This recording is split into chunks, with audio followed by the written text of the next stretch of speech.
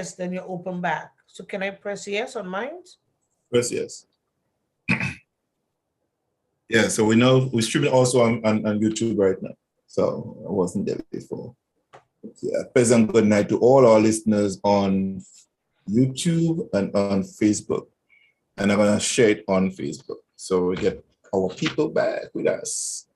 It happens all the time. So those of you on the radio, stay there. It's a good place to be. And to those of you who are in the NMP and NDC rally, you can still take a peek. It wouldn't hurt to join us right here. Right? And come on in, be part of the movement. Join us right here. And love it all the way. Yes? We are here. We are live and we are direct. We're talking about love tonight. Yes, it is a good place to be. Don't be shy. Okay, don't be shy. It's good. It's all. Something went wrong.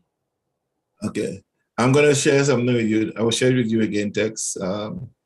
With this one. Let me go back here. John, something is wrong. I pressed yes, and then it created a page. A page. Jesus. Wow. Okay, let's see what's going on down here. Let me go into my archive, and pull up something nice and sweet. And play another song deep inside. Yeah.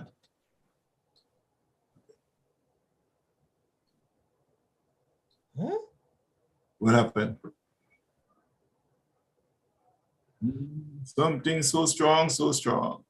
Yes. I think it put me as the admin on your Gemfm page, on your Genesis magazine. Oh God. That's okay. That's you good for admin. That's all right. That's fine. Don't worry about that. Just stay right there as admin. That's okay. So you know who to put in and who to keep and who to keep out. That would not be a good thing. People are going to say, oh God, she's going to kick everybody out.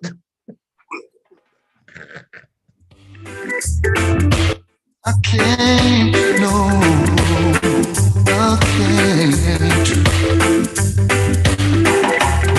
Every time I think of saying goodbye, everything inside me says it's a lie. So I can't, no I can't, no I can't. Yes, you've been with me right through the rough, and you never said I had enough. So I can't, no I can't, no I can't. Hey honey, I'd like to repay you for damages done. I know I won't be able to repair it all, 'cause I lost count. And with all the time you've been hurting, you're still so fine, and it's blowing my mind. I know I should back and walk away and leave you nothing to remind, but I can't, oh I can't, no I can't. No, honey, no.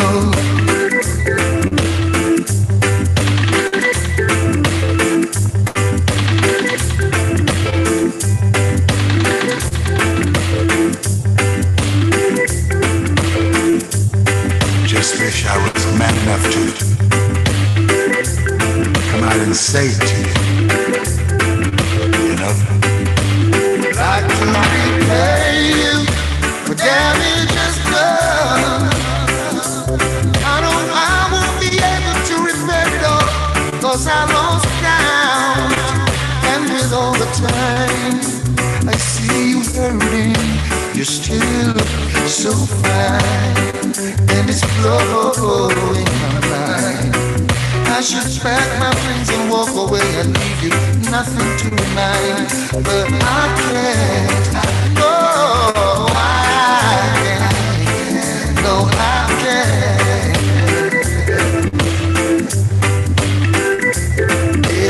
time I think of saying goodbye, everything inside me says it's a lie. So I can't, no I can't, no I can't, baby, 'cause you've been with me right through the road, and you never said I had enough. So I can't, no I can't, no I can't. And I try, but I can't.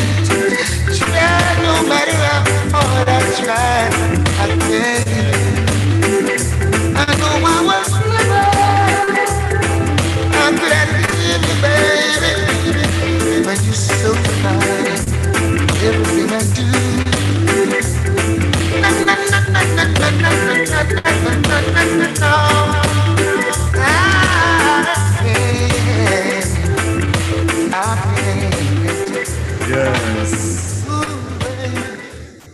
Yeah, that was none other than the man himself, Barry Hammond. Yeah, Barry Hammond. Just doing it nice and sweet on a Tuesday night right here. We are on the, yeah, I think we are still on, and we are live on. Yeah, we good. We share, and we're going to share all here. All good. Share now. Yeah, check it out. We're still live. Yeah. We're still live because I can hear you, but we're not live on the internet here by me. Really? Something happened. Let me drop a line to some people out here. Yeah, and I'm saying to you now, check it out. I just send you a link. Yeah, right there. Let's see.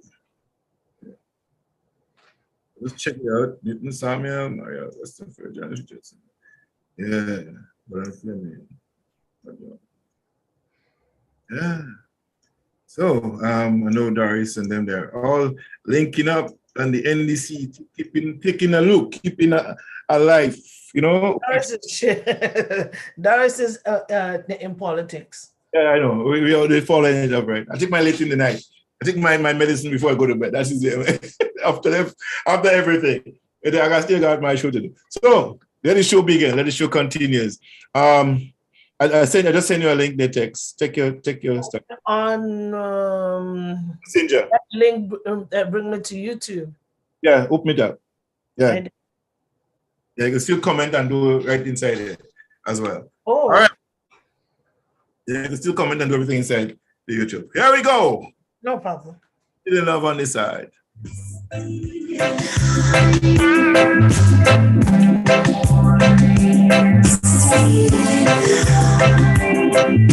You held me in your arms and made love to me. Yes. Yeah.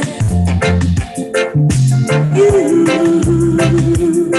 my heart's desire.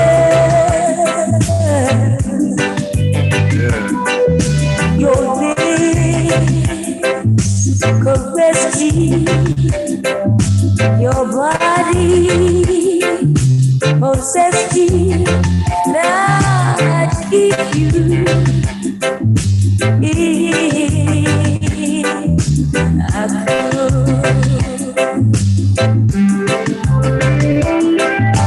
if time would stand still and leave us feel this way, you know what?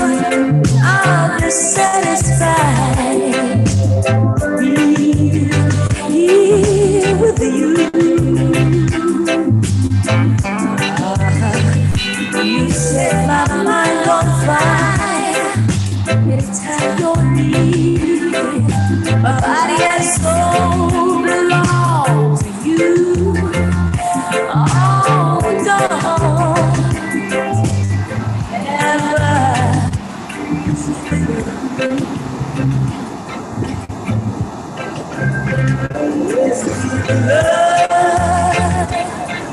the side. See the love on the side. You don't belong to me. I don't belong to you. Still we're together. If that's enough for you, it's enough for me.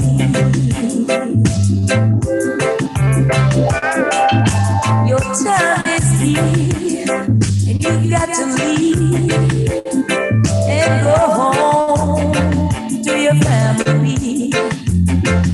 And your woman, she'll be waiting there for you. All Lord knows there's no explaining, but love we share, it's just between us two. You can't stay away from me, I can't stay away from you. Honey, we belong, and right now we're still in love on the side. Still in love on the side. You don't belong to me, don't belong to you. Still we're together. If that's enough for you, it's enough for me. We're still in love on the side. Still in love on the side. You don't belong to me, I don't belong to you. Still we're together. If that's enough for you, oh, it's enough for me. We're still in love on the side. Still in love on the side.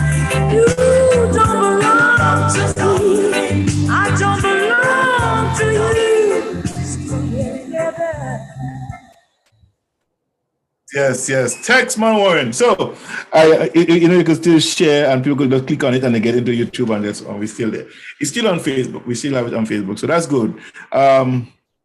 This is how it rolls out here. And we're still live on the thing. So yeah. So 1 second, let me see. this guy, someone just called me. I missed that call. That's okay. Yes. So, ladies and gentlemen, we were talking about romantic evening, being intimate with your spouse. And intimacy, and I think I heard someone said last time, a very famous person said that intimacy is not just about sex. And it's true. It's about knowing the person intimately, knowing how to live with that person, making yourself become vulnerable to that partner of yours. How vulnerable are you in your relationship? How much of you are you exposing to your partner? Your weaknesses. Go down to your weaknesses. How much of your weaknesses are you exposing yourself to your partner? How transparent are you with your partner? How willing are you to tell them about your weaknesses? A lot of times, people get into relationship and they are afraid to tell the partner about their weaknesses. They don't dare venture into the weak areas of their lives. They don't want to touch it. And because of that fear of not exposing themselves, they hide their true inner feeling. They can't communicate their inner feeling with a partner. And it leads to assumption when you're not speaking or you're not saying anything, the person then starts thinking otherwise,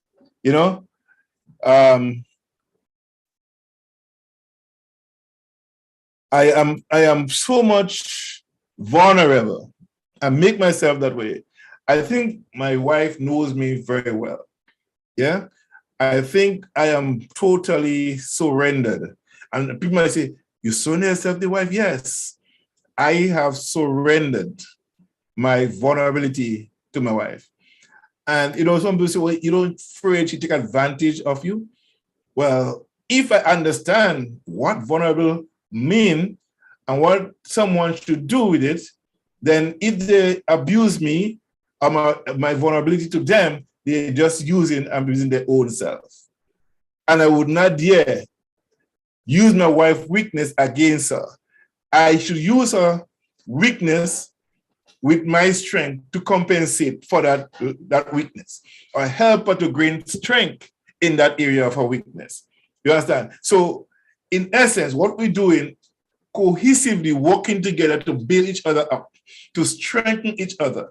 So wherever she is strong, wherever she is weak, we work together there. And it is what it is, and relationship works better when we learn how to live together. It's knowledge-based. Relationship is a knowledge-based thing. Yeah, it's not just an emotional thing. It's a knowledge-based. And that's where knowledge overrides love. Because I could love you to death. But if I don't understand why you do certain things, we could have a whole disagreement and go apart. But we still love each other. It's like dog eat dog. We can't live together, so we got to eat upon another. It is what it is. But let us learn to love, to live together and function in that way together, so we could come out whole and not only tail left, but head and everything, the whole body come out together from that barrier of disagreement. We learn to argue to disagree. What you say, Tex? I'm just thinking here, and in my thinking, it is so loud that we form an intimate relationship with God, right? And then we come into a marriage, and it's not that we're not fully surrendered, is we have trust issues. So because we come in with trust issues, it is not easy to allow oneself to be vulnerable. Because if you have trust issues, when you come in and you're not vulnerable, the other one is looking. They're going to tell me everything. Would I know everything? Is everything a process, or do I have to wait? Is it going to happen? And in that case, everybody now is searching for comfort, but is searching for comfort in someone else outside and not internalizing that comfort.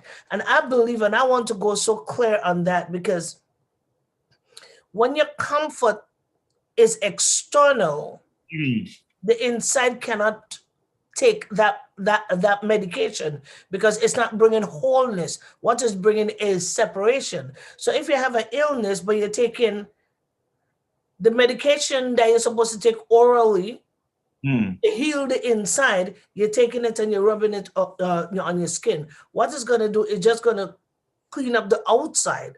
But Yes. there's some medication that you got to take orally to heal the inside. And that I find, and I'm learning so much now about this marriage thing. The more I go deep into it, is the more that I'm learning. At least I think that I reached the age of wisdom. So that's why things are coming out.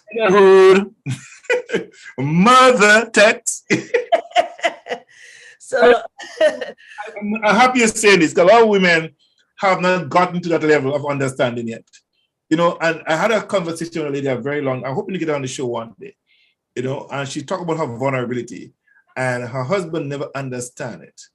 And it has to deal with her, with menopause situation. And there's things that men do not understand about women yet, about menopause. And sometimes the moods and attitude that changes, men are not prepared for that. They think, well, when they get on that ship, it will be smooth sailing right across the boat, and they're not prepared for the rough seas. Yes, and there'll be waves that you could go through, and there's waves that will take you so high before you fall down in the middle of the ocean, because the boat will hit that wave and go push it up high, and land down, and the wave hit it right inside. Water come in the boat, but you gotta be careful. Don't jump. Help bail the water out, or else you'll sink the ship. You see? And that's the problem sometimes, Tex. The vulnerability of the ship, the relationship. If we're not careful, like you're saying, you learn so much now. There's things that no, before you get all emotional about it, you start saying, get me a fan. yeah. Let me cool down. Let me cool myself down a little bit and not get too overheated. You might blow the head gasket, you know? And not only now, the car cannot function anymore because the head gasket is blown. Yes? And if you irritate the man so much that the man is blown, everything else falls apart. Because he cannot move forward. That's right. Everything leaks out because when you look at the dynamics, when you're speaking in your emotional banner, what you're supposed to say you say, well, all of you guys. And if you're supposed to say they are, then you say, well, all of you are the same thing. And we throw in words that we're not supposed to throw. But when you calm down now and you get to this lovely age of wisdom, you're saying, okay, does it worth it to say things that would penetrate the soul, or does it worth it just to tap the skin to bring reality? Where reality comes is when you tap the skin. Allow one to sit back and think, well, wow, did it just say that? Is it that? Oh my God, that's heavy. But when you send something that penetrates, once it penetrates, it brings pain. It's like, ow, oh my God, did you have to say that? Should it be like that? So one got to know exactly when to speak, when to throw that, when not to throw that, because you can throw that in a friendly fight and it doesn't mean anything. Right. You can throw it in your emotions and it crushes the soul of the person. Because as much as we are together, I don't know what you feel at that moment. So my explosion could cause you to have a mental break. It can cause you to have some kind of suicide thoughts. And we got to be so careful. Talking about suicide thoughts, I want to express my sympathy at this time to the family in Brampton, the family of the man who lost the 3 children last year, 3 years ago. This year, Father's Day, he took his life. The 3 children is not there with him. And as I stepped out of the car this morning, walking to the workplace, the news said that he committed suicide on Father's Day. That pain that he was living with, Father's Day came around and the children is not there with him. And I'm saying, where are the people around him did not see that sign? Everybody busy caught up with doing their own thing that they miss him. They get engaged in other things, so tied up that one person there was bleeding internally and they never saw it coming. He killed himself on Father's Day. You don't see it. Sometimes you don't see it. It's blindsided because, you see, that's the facade. We put on this show of everything is okay. That's why I say here, private life destroy public vision, a public relationship. Because you're so private about what you're doing, it's eating you because you're doing something wrong. And when it became public, it destroys you. Yeah? And some people put it away. Private pain, public success. A private failure, public success. We fall apart on the inside, but we're not telling anybody anything. And that's why in relationship texts, it is very, very important. It's imperative that when you come together with somebody, whatever had happened in your past relationship is also a good thing, healthy thing to discuss it. And don't carry it as a baggage to destroy what you have now. Because many people move from Paula, Sonia, Auntie, Annette, and Jane, and when they meet Sonia, they try to judge Sonia by one thing that others have done. You know, and it's difficult to manage a relationship like that. Hi, Hilma, good night. Hello. Come on in. Join the conversation.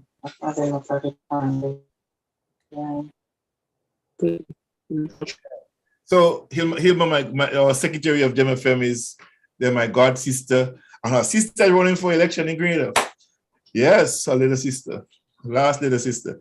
Yeah, is running for election. Yeah, Doris is here. Well, praise the Lord. We got Doris in the house. I see she yellow behind her. She's NDC. Yeah, the sunflower. Yeah, Hilma, come on, show your face. Yeah, we're talking love tonight. Love, the heart of love tonight, Doris. We're just discussing different things and number of things that happen in relationship. And next thing I was just talking about what people carry in. I was talking about emotional stress could also destroy a relationship. Number of little things, little foxes that spoil the whole grapevine. And the things that causes, the little thing that causes big problem and getting your emotion involved in a decision that destroys your relationship. And I was just saying, if one of the things I didn't say that yet, but the thinking behind it was, if what I know now, if I knew that then, my life would have been different. My relationship would have been different. Some people get emotionally attached, emotionally dysfunctional, that they create a bigger problem than they have. And in the long run, they destroy everything. Instead of taking a fly swatter to hit the fly on the wall, take an axe and they cut, boom, right through the wall and create a bigger problem. So we talk about relationship and love and what caused some of the dysfunctionalities in a relationship and how can we really fix that and what causes the dysfunction in some of the cases to create the big problem that some relationships feel to maintain today. So what I want you to do, for us to do, we have to share, love, like, share, and the YouTube channel, share the YouTube, share the other channels that you have on there. I think I said on YouTube once, you can share from the YouTube as well and click it out. All right. So I want to play this like a song before we get back into the groove here with Tex Maureen. And we'll talk, Tex was the part we're talking about now. She have learned so much. And I say Mother Tex, right? That's who we call her, Mother Tex. Don't be afraid. It's a good title to have, Mother Tex. Yes? And it's important because the Bible said that the older woman must teach the younger one. You can't remain young forever and function in a young role when you become an old person. Now it's time for you to teach the younger people. Amen. To maintain so they can obtain. Yes? And have a lasting relationship like you have had. You know, and it's important. Like Doris could talk about her experiences and how she ended up where she is. You see, our learning experience over the years that brought us to where we are, we must be ashamed of it, is what we learn to grow and live by. So now we have experience. You could teach people the pitfalls. Say, hey, you see that hole there? It looks like if it's water. That shadow you're seeing there is what it looks like water, but it's a hole. Don't go there. So you know you could navigate people to the future, to live and to avoid certain things in life. Yes? We got to learn to take responsibility. As much as some marriages crush, if the both parties does not take responsibility, if one say, well, it's what he do or what she do, you both come as one. So now it's time to put the shame behind you. You travel thus far. Some people travel by bus, some people travel by car, and some people travel by foot. So let me tell you how I travel on foot. And these are the stones that I met. These are the place that I stumble. You know, I slip and fall here. And if we don't expose ourselves, how can other people learn? Yes. You have to. You can't say, well, okay, well, it's my shame. There is no shame. You learn it for a reason. And the reason is to tell somebody, so the blunders and the mistakes that you make in your younger days, somebody else would never make it. Right. So true. It's important. It's imperative that we talk about it, share it, and be quick about it, and tell people about it. Because one of the things you don't want to do is to you see, and we talked about vulnerability earlier on, Doris. How vulnerable you want to make yourself, because sex is not really, intimacy is not just about sex, but how vulnerable you become to your partner, how open and transparent you are to the person, how much you could open your weaknesses, talk about your weaknesses, what you're not good at with your partner. That person could learn to live with you better because it understands you better, because they understand the weaknesses, understand the strength. How much are we willing to lay prostrate before our partner and let them know, I'm vulnerable. This is my weakness. This is my weakness. I have this strength. So we know how we live with, how we could better relate. But because love is not what really keep people together. It's knowledge. Because a lot of people who married and divorced, separate and divorced, not because they lack love. They misunderstand each other. Yes? And misunderstanding cause separation. Go ahead, Doris. You could chime in here. Well, and that's true. And that is where communication come in, because a lot of times people don't know how to talk, they don't know how to communicate with each other. Instead, they just go at each other when something bothers them instead of being able to have a conversation. And, this is something you have to build. Trust, communication, all of that come with love, but that's something you have to build. Yes. And, and I mean, each one teach one. I believe that because in a relationship, if two people acting hostile, we hear the old saying, one must be the peacemaker. So somebody in a relationship, there will be one that might be more talkative, more attentive, to listen, to pay attention, whereas some don't. I could say that maybe women are more attentive than men, because we know a lot of time men miss little things because, men are just of a different species where that is concerned. The things we concentrate on, the things we pay attention, the little things that may bother us, they don't think it does, but it does. Yes. But instead of what many of us do, it bothers us, but we just bottle it up. We don't talk about it. We don't express how we feel about it. And then they think that everything is okay because we give them that impression. Right. So if we give our spouse or our partner, whoever it is, the impression that everything is good because you never try to talk about anything or say, hey, look, this is such and such. And, I want to talk to you about it. Express how you feel about it in a nice way. Many of us, when things bother us, we quarrel, we cuss about it and act like a little, rebel instead of being nice. And because, we say we catch flies with honey. So quarreling don't solve a problem. No, Knowing how to talk about it, communicate and discuss it, you'll find you'll get better results. Yes. If you do it like that. For instance, there are people that don't like to talk. Like, for instance, my ex-husband. He never talked about anything, never said anything was bothering him. I talked about certain things that he was doing, things that bother me, but he never say anything. He never come one day and say, hey, look, this is that, or, or talk and discuss anything like that. So when that happens, you're under the impression that everything is good. You don't hear any fussing, no quarreling, no fighting, no nothing. So you think, well, everything is perfect. And this is where a lot of times relationship, you just see a husband or wife go up and say, you know what? That's it. That's it.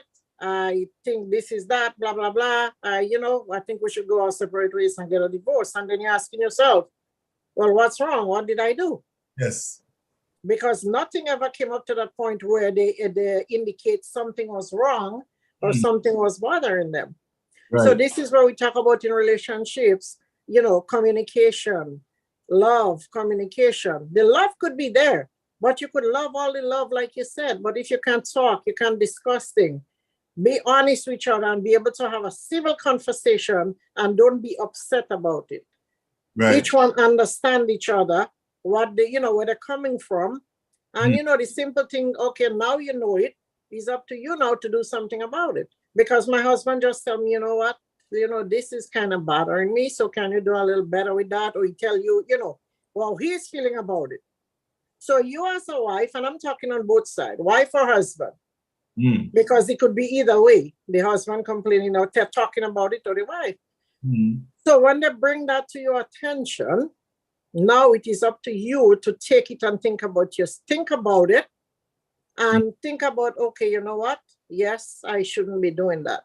But the problem is many times we don't like to accept our mistakes, our wrongdoing, and be honest with ourselves because we always think we're right. We know we have many people out there on both sides, always think they're right. No matter what happened, they feel that they are right.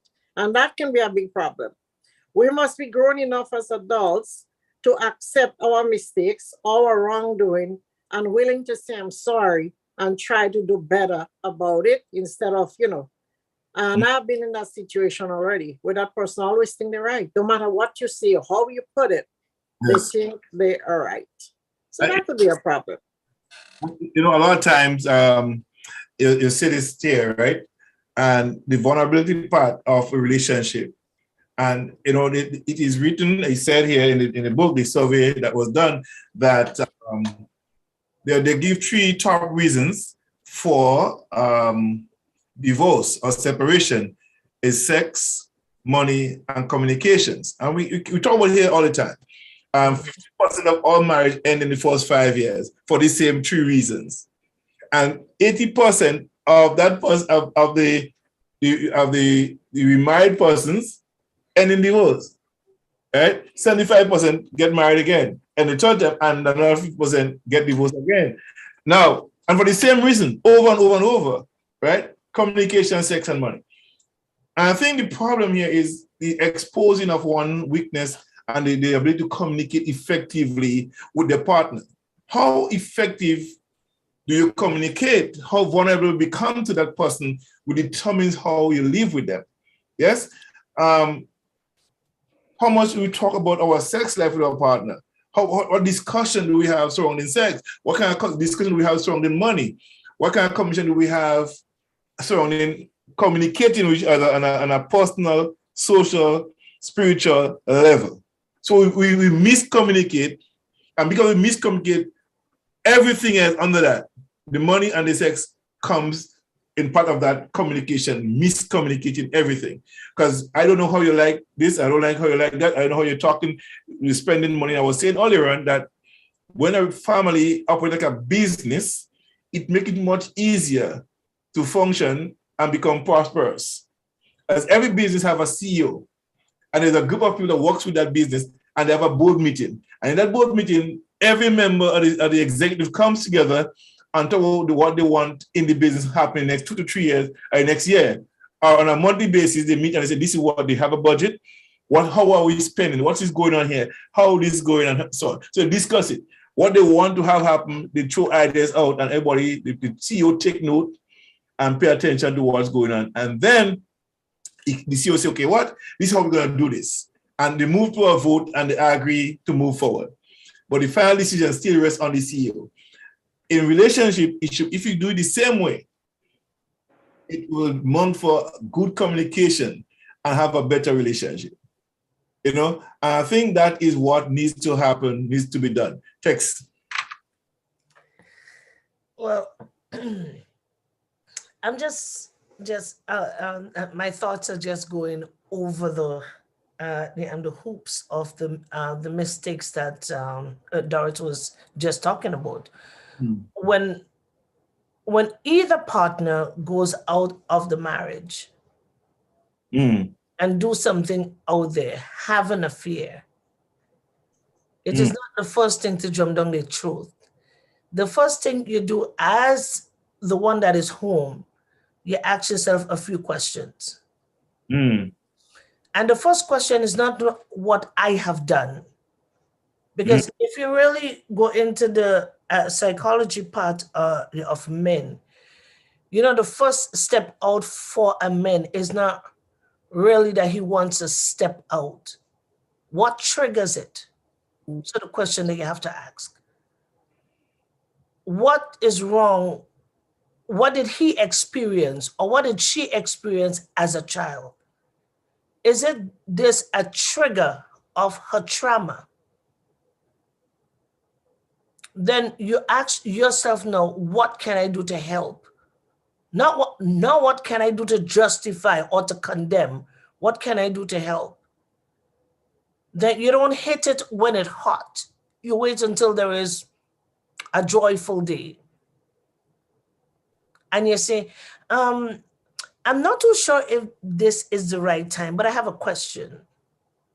And then the person is going to say, well, what's the question? I'm just thinking because I think I hit a trigger point. Never say, I think you. Always use I to get a clear answer if you want an answer. I'm telling you, this age of wisdom is doing a lot. And for me, I'll go into counseling. So when you get to that place and you say, I think I just have a trigger. Now leave that open because it's an open-ended question. So let the person now come in and say, well, why do you think so? Well, lately my thoughts is going where it's not supposed to go. And when I was young, this is what happened to me. Then the person gonna kind of close up a bit. Then you know you're speaking into that person's spirit. Then they're going to ask, well, what happened? You be vulnerable now. If it never happened to you, then you say, well, I was speaking to XYZ and she said that she hit a trigger point. So in my heart, I am hurting for her. Can you give a little more light on that because you're more knowledgeable than me and tell me what happened? And lo and behold, when they start to talk, all of a sudden you hear the word I come in, and I come in, and I come in. You don't jump at it at all. You're pretending you're not hearing the I. And then 2 weeks after, you hear the person break and they say, well, I know when you was talking about your friend, I think there was a problem. And you say, well, what's the problem? Well, I don't know if you really heard what I said, but I'm hurting because of X, Y, and Z. Then you say, well, how can I help? So we both could heal at the same time. Never say, do you want to go to counseling? No. How can I help? So we both could heal. Because it's two become one. So now the sickness now, the symptoms of everything become the parties and not the individual. And you work on it so you can heal. You can take that medicine orally instead of just on the surface of the skin. Wow. I'm grown. I'm telling you, you should have asked me that about a year ago. And I tell you, that's not my business. I don't care. Whatever it is, it is. And I'm telling you, I'm talking sometime now, and then I'm just kind of shocked. Like, you're thinking, so before I go like, that brains was not working that way. Wasn't down that lane yet. Nah, that brains did not come there yet.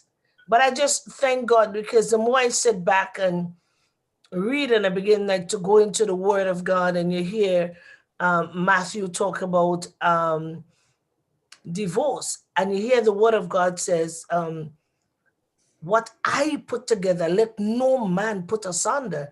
And you look at the circle of the marriage and you see God, man, woman, and God.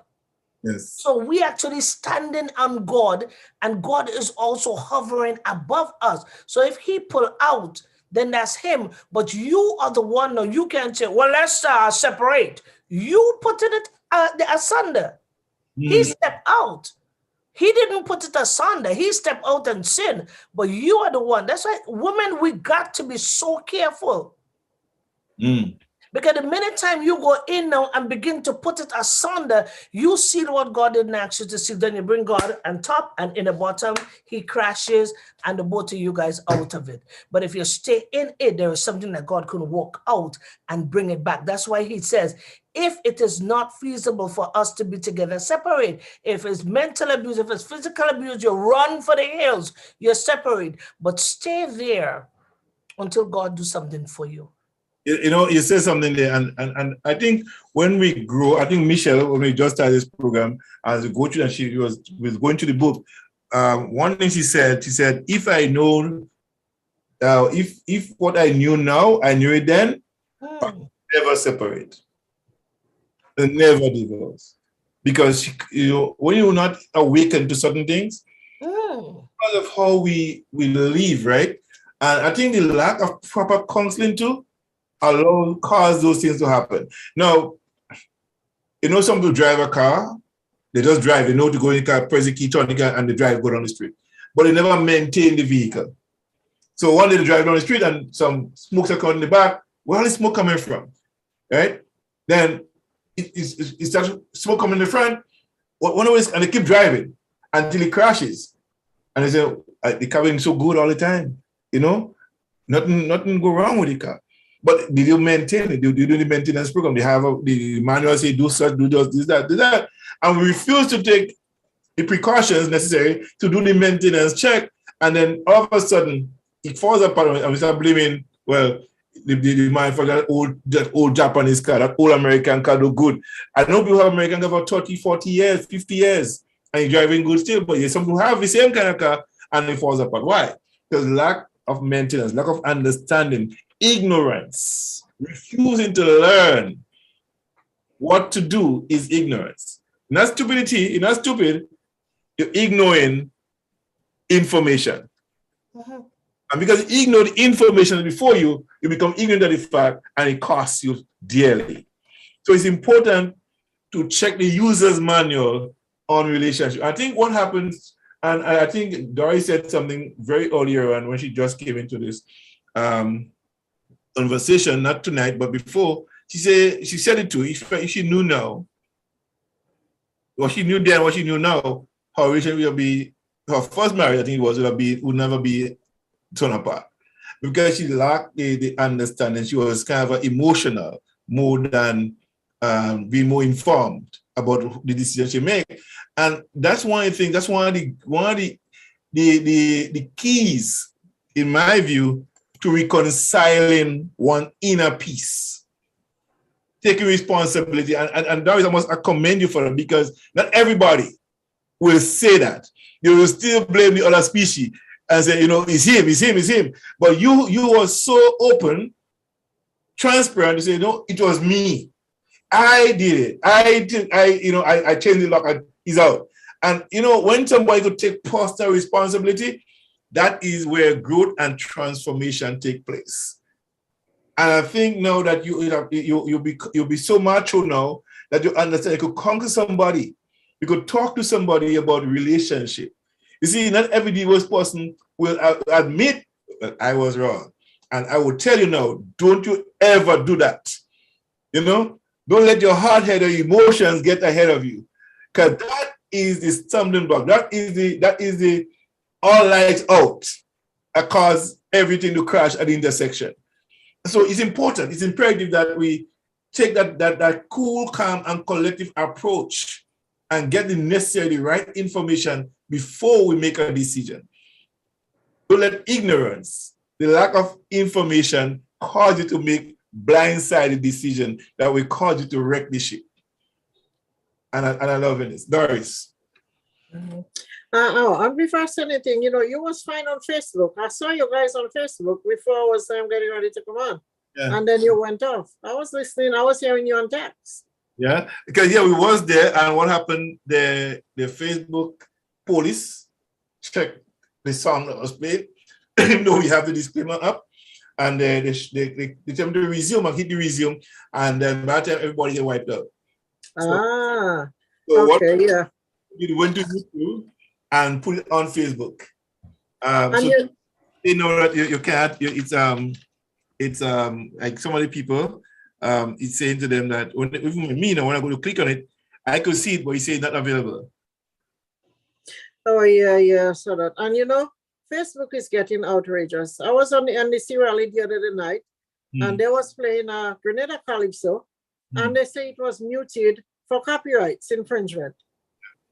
I'm like, when did they start doing that? Grenada, they never have had any infringement on the songs, not that I know of, except it's new. Well, yeah, because that lady, Dawn Packrush, she sent me her songs, right, to play, and I was play every Sunday morning, the gospels. And one Sunday morning, it gave me a flag. So I called her up and I said, look, the song you gave me, Facebook is flagged. And she said, oh yeah, I now sign up with an agent, and they control this stuff. So they now put a copyright protection against her songs. So I have the permission from her to play her song, but I don't have it from the copyright owner, right? The copyright company now that control her songs. You see? Wow. No, I would not play her songs again but I could still play it because I have what I have from YTD, the copy. I pay for it every year, the yearly subscription to play any song, and that's why you see on the disclaimer that we have the right from YTD, because what we pay, it pays the copyright owner for the song. So we have a license to play the songs, right? So now I could just go back and click on it and and sending my dispute to them, and immediately they released the song, the video. Okay. Hmm. So yeah, you could get it. I have the license. All I have to just go back right there and just open it up. So those of you who have it right now listening, tell your friend, just click the YouTube one, just click on it, and it'll be right back into the program. Click on the YouTube link and right back into the show. Yeah. Right. Yeah, So because no, go ahead. you could share through email, through WhatsApp, Facebook, on YouTube. Whatever. Trouble with though. Do you have Twitter text? Yeah. You could share. You hit the Twitter button and go to Facebook to the on the YouTube live. You can share, and all the links that you have, whether it's email, WhatsApp, Facebook, Twitter, Kiko star, you just click on it and then go share there. So people, all those other platforms could come in on the show as well. Yeah. So let me take a nice little song here from Tony Braxton. Play me like a Spanish guitar.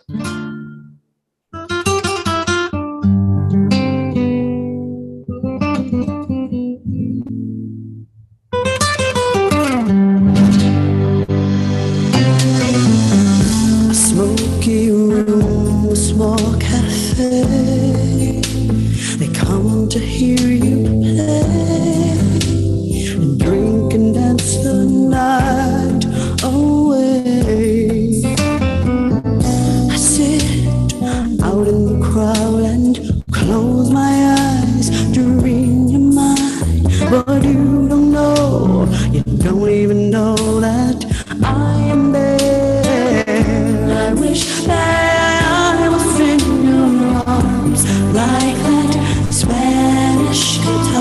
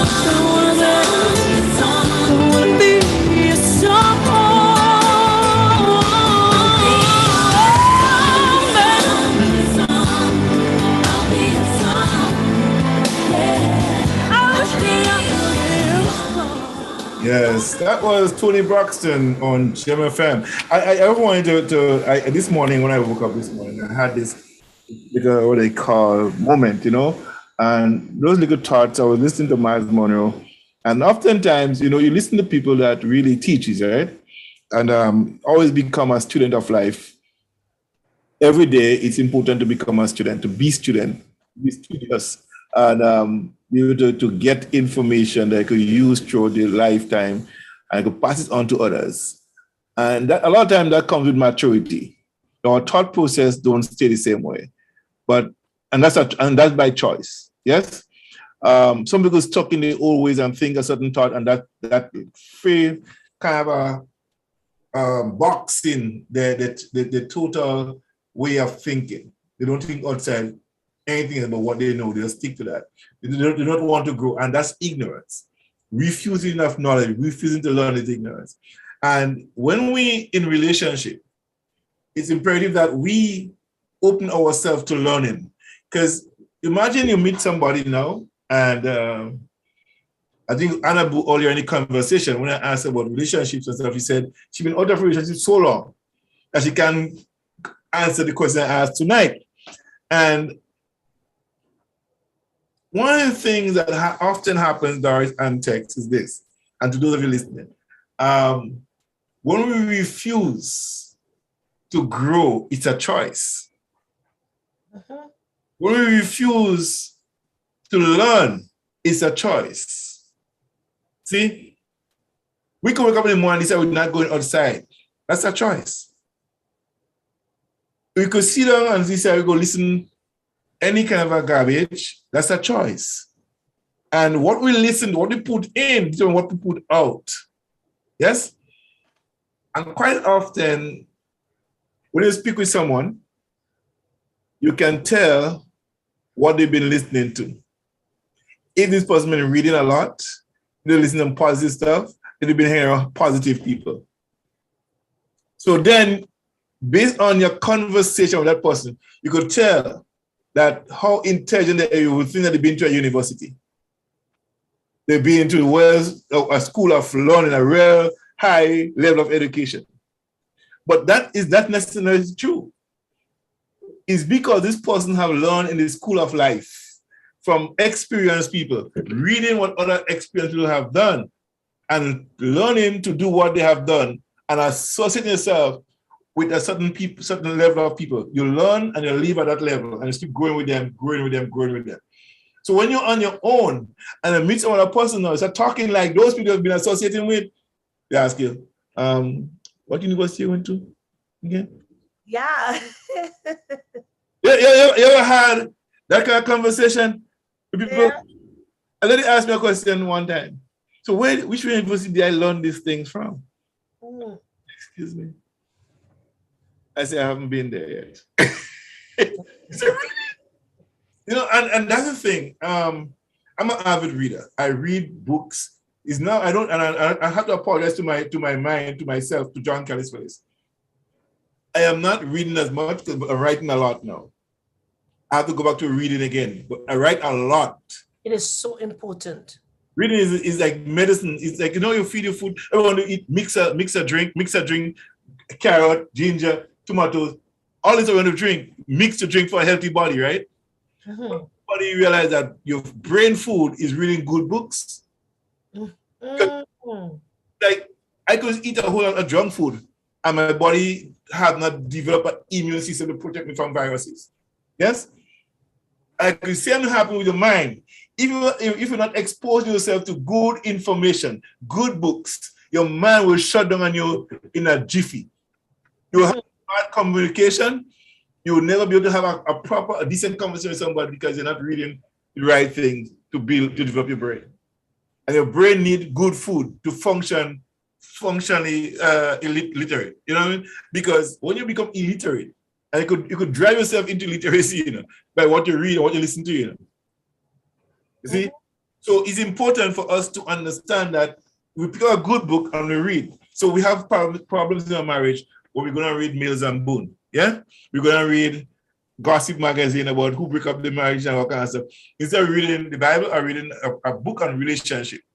Yeah, how these people survive the hard times in the relationship, how couples overcome the dysfunctionality and live and shine to live another day. So it's all the information that you take in will determine how you live. You see, it is written as a man thinketh, and we stop there. Right? Well, how a man thinketh in his heart determine how he live his life. The question is, what is your heart condition? Is it a receptive heart? Or is your heart a contentious heart? And sometimes in relationship, your heart become a contentious one. One that emotionally attached to a situation than an understanding situation. And we blow it out of proportion and everything get hurt in the process. I talk a lot. I work to text Doris. That is so important because you find some people that is going through marital issue run to all single people. What do you think they're going to tell you? Hold on there. They're going to say, just dump him or dump her. Yeah. When you go to somebody that is more mature than you in mind, I'm not talking about older, but I'm talking about in the mind now, that is more mature in the mind, they will talk to you on a level that would cause you to think. I can guarantee you now that if some Doris buck up on somebody, I'm going to Jamaican slang now. If she buck up on somebody now, wasn't ask her for marital advice, I show Doris now, as a single woman, could give them some counseling. Because Doris has gained some wisdom. She has been through she walked through the minefield of relationship. Now she know better. To advise better. To teach better. She become the mother now that need to teach the young one now. Hallelujah. So our process of learning never stops. You know, so Doris being single now, but she been true. And she come out on the other side and she look back and say, that I will not be walking that road again. I will not be doing this again. I want to tell you, do not do what I just did. It's profitable. Here I am. I'm saying to myself, I'm not going back. If I go back there, I will not go over there. I will not walk in that side. That's where your pitfall is. Walk on this side of the lane. That's where you'll stay. And keep it simple, keep it sweet, and keep moving. The advice from people who have been through, but some people never learn. They keep blaming everybody else. So now I ask myself the question, what was Elizabeth Taylor after? What is she looking for? 15 times. What are you looking for? When a woman is not complete in herself, and she looked for completion outside, I just talk about the oral meds. Sometimes the oral meds is to help the inside, but some of us don't take it. You ever see some people, they're 65 and 70 and they have the same mentality as though they're 19 years old. I heard my father say one time, if you find yourself at 20, but you're still acting as 12, growth never took place. And I'm so mindful of that. I say, Father, I don't ever want to be stuck in age and grow in height and stature and behave like a child. We got to, when we get certain age, we have to understand what is relevant and what is important. And when you understand who you are between the both, it just changes your whole dynamics of thinking, the way you process things. Yes. It's the faults that we hide and oh no, I don't want people to see me as a bad person. Listen to me. We make mistakes. I have a mouth, I have an attitude. It took me places where it should not have taken me, and it brought me back when it should have never brought me back. And we all got to learn to expose ourselves. Why hide something and it could be helpful to somebody else? My weakness would never be yours. Your strength is going to be my weakness, and my weakness is going to be your strength. always know that what you are going through, it has somebody that will be coming through. So you teach them. So as they come through, they're going to say, you know what? She stepped on the stone on the left. She said the stone on the left, the stone on the left. So now the person go on the right. But if you don't tell them, you watch them, you will watch people from a distance. If you're a wicked person and you have been through, and you see somebody going through, and you know that there is a precipice at the end, and you stay with your mouth shut, you're a murderer. And I know God is going to judge you. Mm. And you know something? You say this, right? And you know, and sometimes, you know, text, those things come out of ignorance again. Mm. And imagine that you have a friend, and you know that you've been through some stuff, and you know the recently friend making the same mistake you have made, and you just step in to help them. And some friends, because their own level of ignorance, don't want you to help them either. You know how he said, let me learn from my own mistakes. Why would I want to learn when somebody have already done it? And they said, John, you ever think about going there? This is what happens to me when I went there. They said, no, let me go and find for myself. And they fall in and they call you, Darius, did you help me? Darius, you know, this guy, I don't want this foolish guy. And Darius said, girl, I told you before, don't go there. And you keep going because you want to learn for yourself. And he hurt you more. Your level of ignorance. And I said earlier on, Darius, this morning, I said today, the value and cost of ignorance is more expensive than the acquisition of knowledge. Yep, absolutely. See? But some things people don't tell. Life's experiences is our greatest teacher. Mm-hmm. And when we've been in places, if we didn't learn anything from it, then I don't know what will teach us, because many people don't. I personally, when something happened, I look where I went wrong, look at my mistakes, I evaluate them and learn. And, I tell myself not to make that mistake again, where I went wrong, how I can do better, and how I can achieve that goal the next time around and don't make the same mistake. Mm-hmm. But many people don't do that. You just get the same old habit. You talk about Elizabeth Taylor. Yeah. Elizabeth Taylor, that's what a woman that could not find happiness in herself. Exactly. People like that don't love. They just want companionship. They want somebody to be there as a toy, or I don't know, just to be there. Mm-hmm. But they don't settle, because when you truly love or you care, you don't jump from one person to the other like that. Because when you're in a relationship and you was, deeply committed and love, it takes time to get over that and to move on. And I mean, I could speak for myself. I don't know about people. So if people can do that jump, then it wasn't love in the first place. It was just a convenience, or just somebody to be there, because that person is gone. You didn't take time to even think about it. You just jumped to the other person. So where was the love? Where was, the togetherness? Where was that? Because there are people, that's why we see some people when the husband died or the divorce, they never remarried, because they're holding on to that love, because they had such a deep commitment and a relationship with love, that they can't forget. And for them, somebody else could never be that person, or they feel they wouldn't get the same love or what they have. And I've seen many stories about that. People who married for 60, 70, 80 years. I've seen the time where two elderly couple, they died together, one after the other. Wow. My grandmother, my grandfather. And yes, so when you see those things and you say to yourself, wow, those people were married for that years, 60, 70 years. They were never married to anybody else. And their love was so strong, even though they had that age, holding hands, loving each other. And then, they both died one after the other.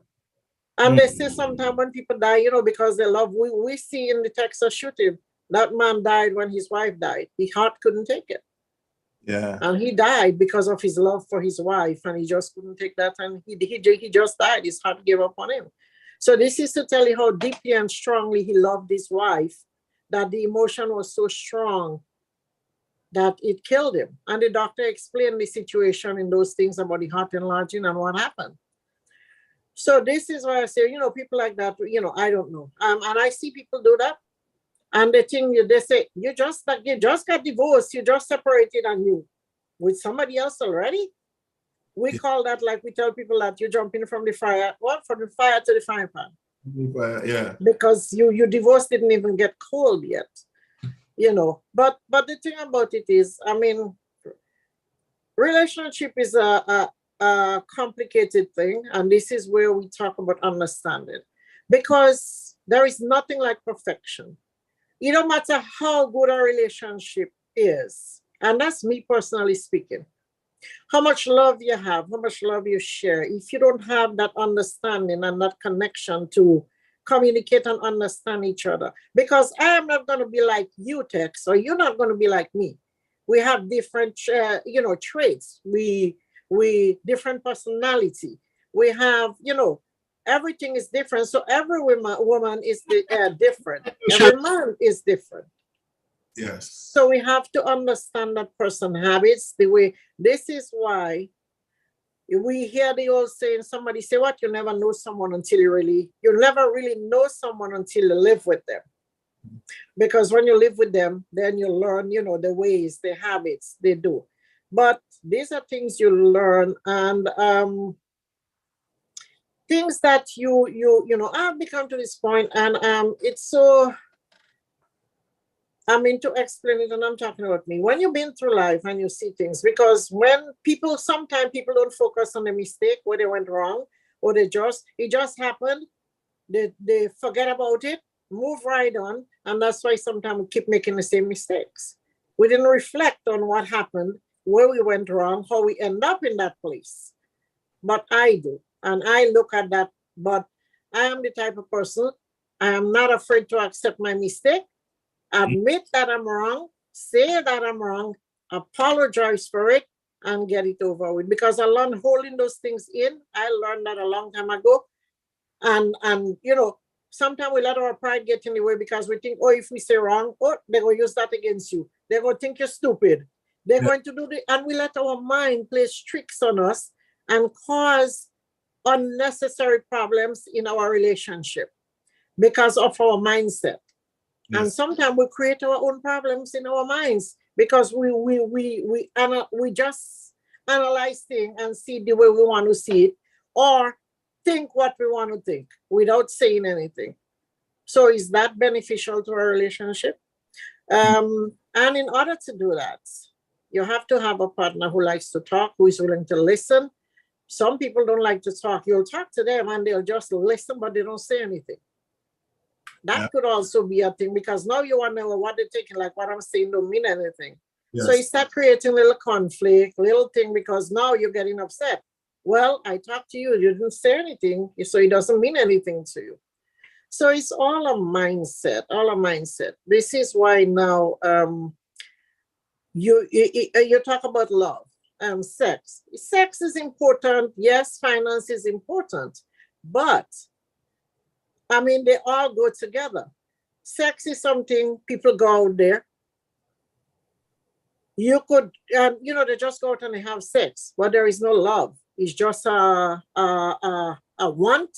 Yeah. I wouldn't even say just a want. They just want it. A fling.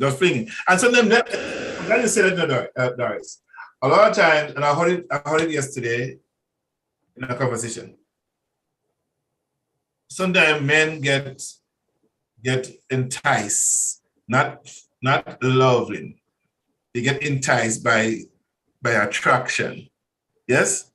And they let that draw them over to that person, the attraction, the enticement. But they're not in love with the person. And the person, not very in love with them, but they also attract to that person. They feel, I can sleep with that person. I think I want to have that person just for that night, or just for that time. And they become vulnerable to each other. They become exposed to each other. And they have that relationship, that fling. Yeah. And sometimes the one is what you want. She don't want any more. She don't really do. That's it. That's all she wants from you. That's that day, that night. Done. The man too. And sometimes the other person want to take it because that encounter was so wonderful. You go into it, want to take the next level. And that's where the trouble becomes. And you think you're in love, but you're not in love. You're just still infatuated. Yeah? Yeah. Exactly. So when we're talking about, so love and sex is sex, but sex with a relationship with love, that's a whole different thing because it's a meaningful relationship. The love and the sex come together. You two really care about each other, not just for sex. And yes, infatuation. So there is a different, and this is why we talk about this women, like going, like you talk about, Elizabeth Taylor, what was she after? Going from one place, because was there any commitment, there? And there is a lot of people like that. They don't stay. As soon as they finish some relationship breakup, they go on right to the next one. Then they go on right to the next one when it's finished. So is that just, it's like a rolling stone. A rolling stone gathers no moss. Find, and younger people wouldn't think that way. But I think when you've been married, divorced, you get older, you look at it in a different way. Because now you're looking for something meaningful, because you can't keep running around like a rolling stone. You want a meaningful relationship. You know where you went wrong. You know what you did wrong. So you're trying to find that person now that you know that you have that, that communication, connection with, that you really to understand each other. And you build, I told somebody the other day, love is something you build. You don't just go one day and say, I'm in love, or I love that person. You build it from the ground up.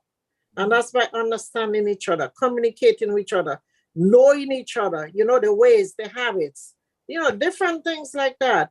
It's not just going and say, oh, you like that person. Yep, you're going to it with infatuation or with that. And then what? As soon as you get there, few months later, down the road, you see things is not the same. Things get cold now. That infatuation start dying, and you're realizing, but wait, that's not what I wanted, or that's not where I wanted to go. So this is why you take time. So this is why now I say, you know what?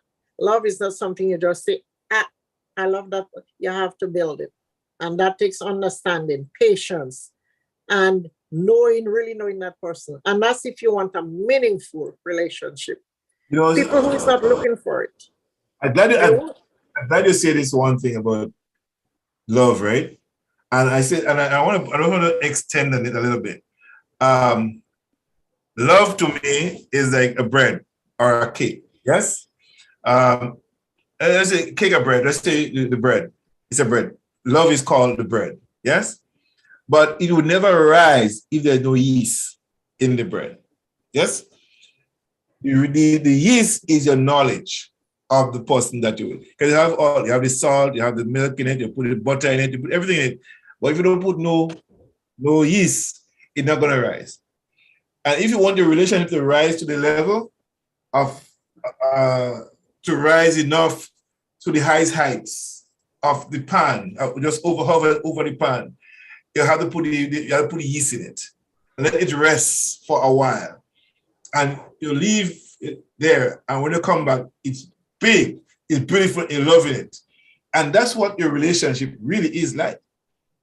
Some people don't let the relationship rest. They're rushing here, there, and everywhere, trying to get it in a certain space and place. But they never sit down and take the time to put the right ingredient in that relationship to make it grow. They never settle in. They just love how the flour looks. Oh, that's butter. They love all of those little things that comes with the ingredient to make the bread. But they leave out the most important component, which is knowledge. Yes? And that is what destroys most relationships, lack of knowledge. Everything rise and fall on knowledge. The less you know, the less you grow. The more you know, the more you grow. The more knowledge you have of anything, the more you increase your owning, the more you increase your learning, the more you increase your relationship, the more you increase your friendship, everything rise and fall on how much you know about the person and the people that you're in a relationship with. It's big. It's big. Yes? Exactly. And this is why in the last time, if you remember, when we were talking about that, when we had those issues, and I said, love is like a flower or a plant.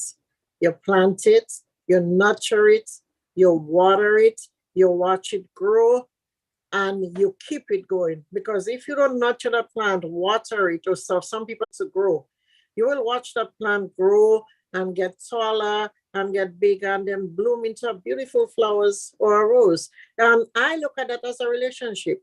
When you start from the bottom, you're getting to know somebody. Yes. It's not like rushing it and stuff. Get to know that person, know their ways, know their habits, they like, they dislike. You know how you communicate with each other, the temperament. Can you have a conversation? You know, making each other laugh, making each other smile, being able to joke with each other. You know, so you're building that. This is why I say, you know, love is something you build. You don't just sit today and just jump into it and say, oh, I'm in love. So that's just, you know, something that you start and you grow it. It starts growing from the bottom where you stand, you find you're caring about that person more and more. You know, you're getting to like that person more and more. And now it's growing that the feeling getting stronger. So now you're starting to feel like you're falling in love with that person falling in love with you. Yes. And you know, you started growing that and and then you're building it and it's getting stronger and stronger. So I learned that, you know, many times we meet people and the excitement and the stuff, we get so caught up into it. We don't even think about that. The emotion just takes us, and then next thing, like I say, is ended because you've been through that. And what did you know? So rushing into sometimes people first thing in relationship is sex. Well, that shouldn't be the first thing. Do you know that both species, male and female, the attraction is physical and not mental. The attraction is not internal, it's external. They get into people by what they are attracted to, what they are on the other side. Because nobody knows the mind of a person until the person starts talking to them. The first instance of attraction is the physical. Yes? He looked tall, dark, and handsome. She looked like Coca-Cola bottle sugar girl. I like the brown skin girl. I like the dark chocolate girl. And I like this guy. He's nice. You know, all this stuff come on the external before they get to the internal. And all of this scene is the sexual part of that person. The scene, sex sells everything. From a drill to a car. It sells it. That's what they put. And if I see you have a real man advertising a drill, you may never have a shirt on, but you have this big muscle and big strapping man with it. The same the woman with a bikini. Which woman walk with a bikini with a drill? You know what I mean? But the mindset, yeah, that attracts the person to the billboard. The drill could be up there all the time passing, but once they put a woman with a drill, everybody's tapping on the billboard. Everybody looking up to see the billboard. The same thing. Women look at men the same way. So that whole idea, physical attraction, that pull or push people towards one or another. And before you know it, the sex take place, then they have a child in it, and the person didn't really want a child. And before you know it, you have a mama drama going on, baby mama drama going on. And this one, well, I wasn't really in love with her. You know, that we had a fling, a child, but I have a wife, I have a girlfriend, I live with, I have a girlfriend I'm committed to. And you should know that before. And before you know it, that becomes a big problem. So I'm saying to people, do not get emotionally involved with people. Take time. And if you have somebody, and you know that you love the person you're with, and let me say this, some people are people because they're not with the person they want to be with. So they're just holding on temporarily until they see the right person, that they click with that person. So they have companionship, not relationship. You understand me? They have companionship, but no relationship. Because the real relationship is somebody else that want to have a relationship with, to live with.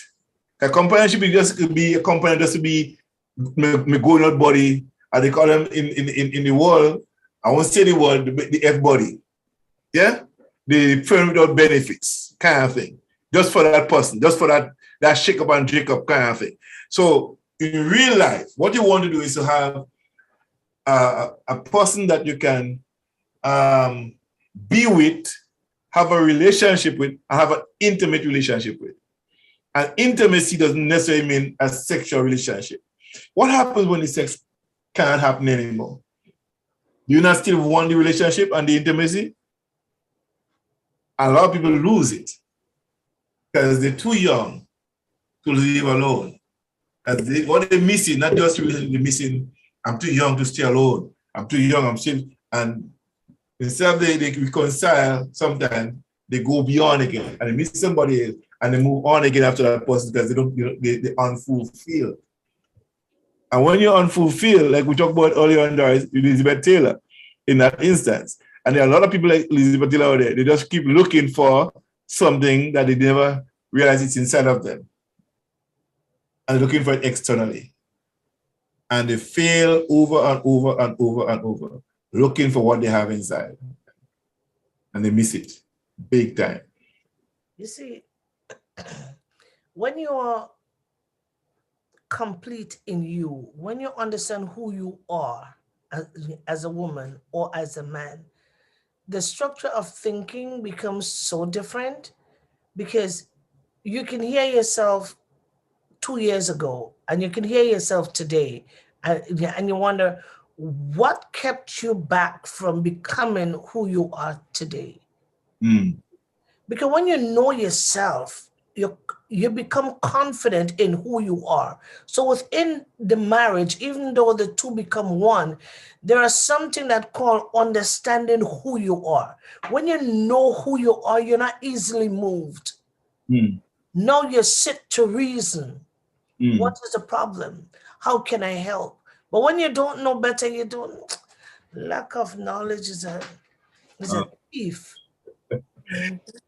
Yes, lack of knowledge. And that's why, and we said earlier, the lack of knowledge is ignorance is the denying or the refusal to get knowledge.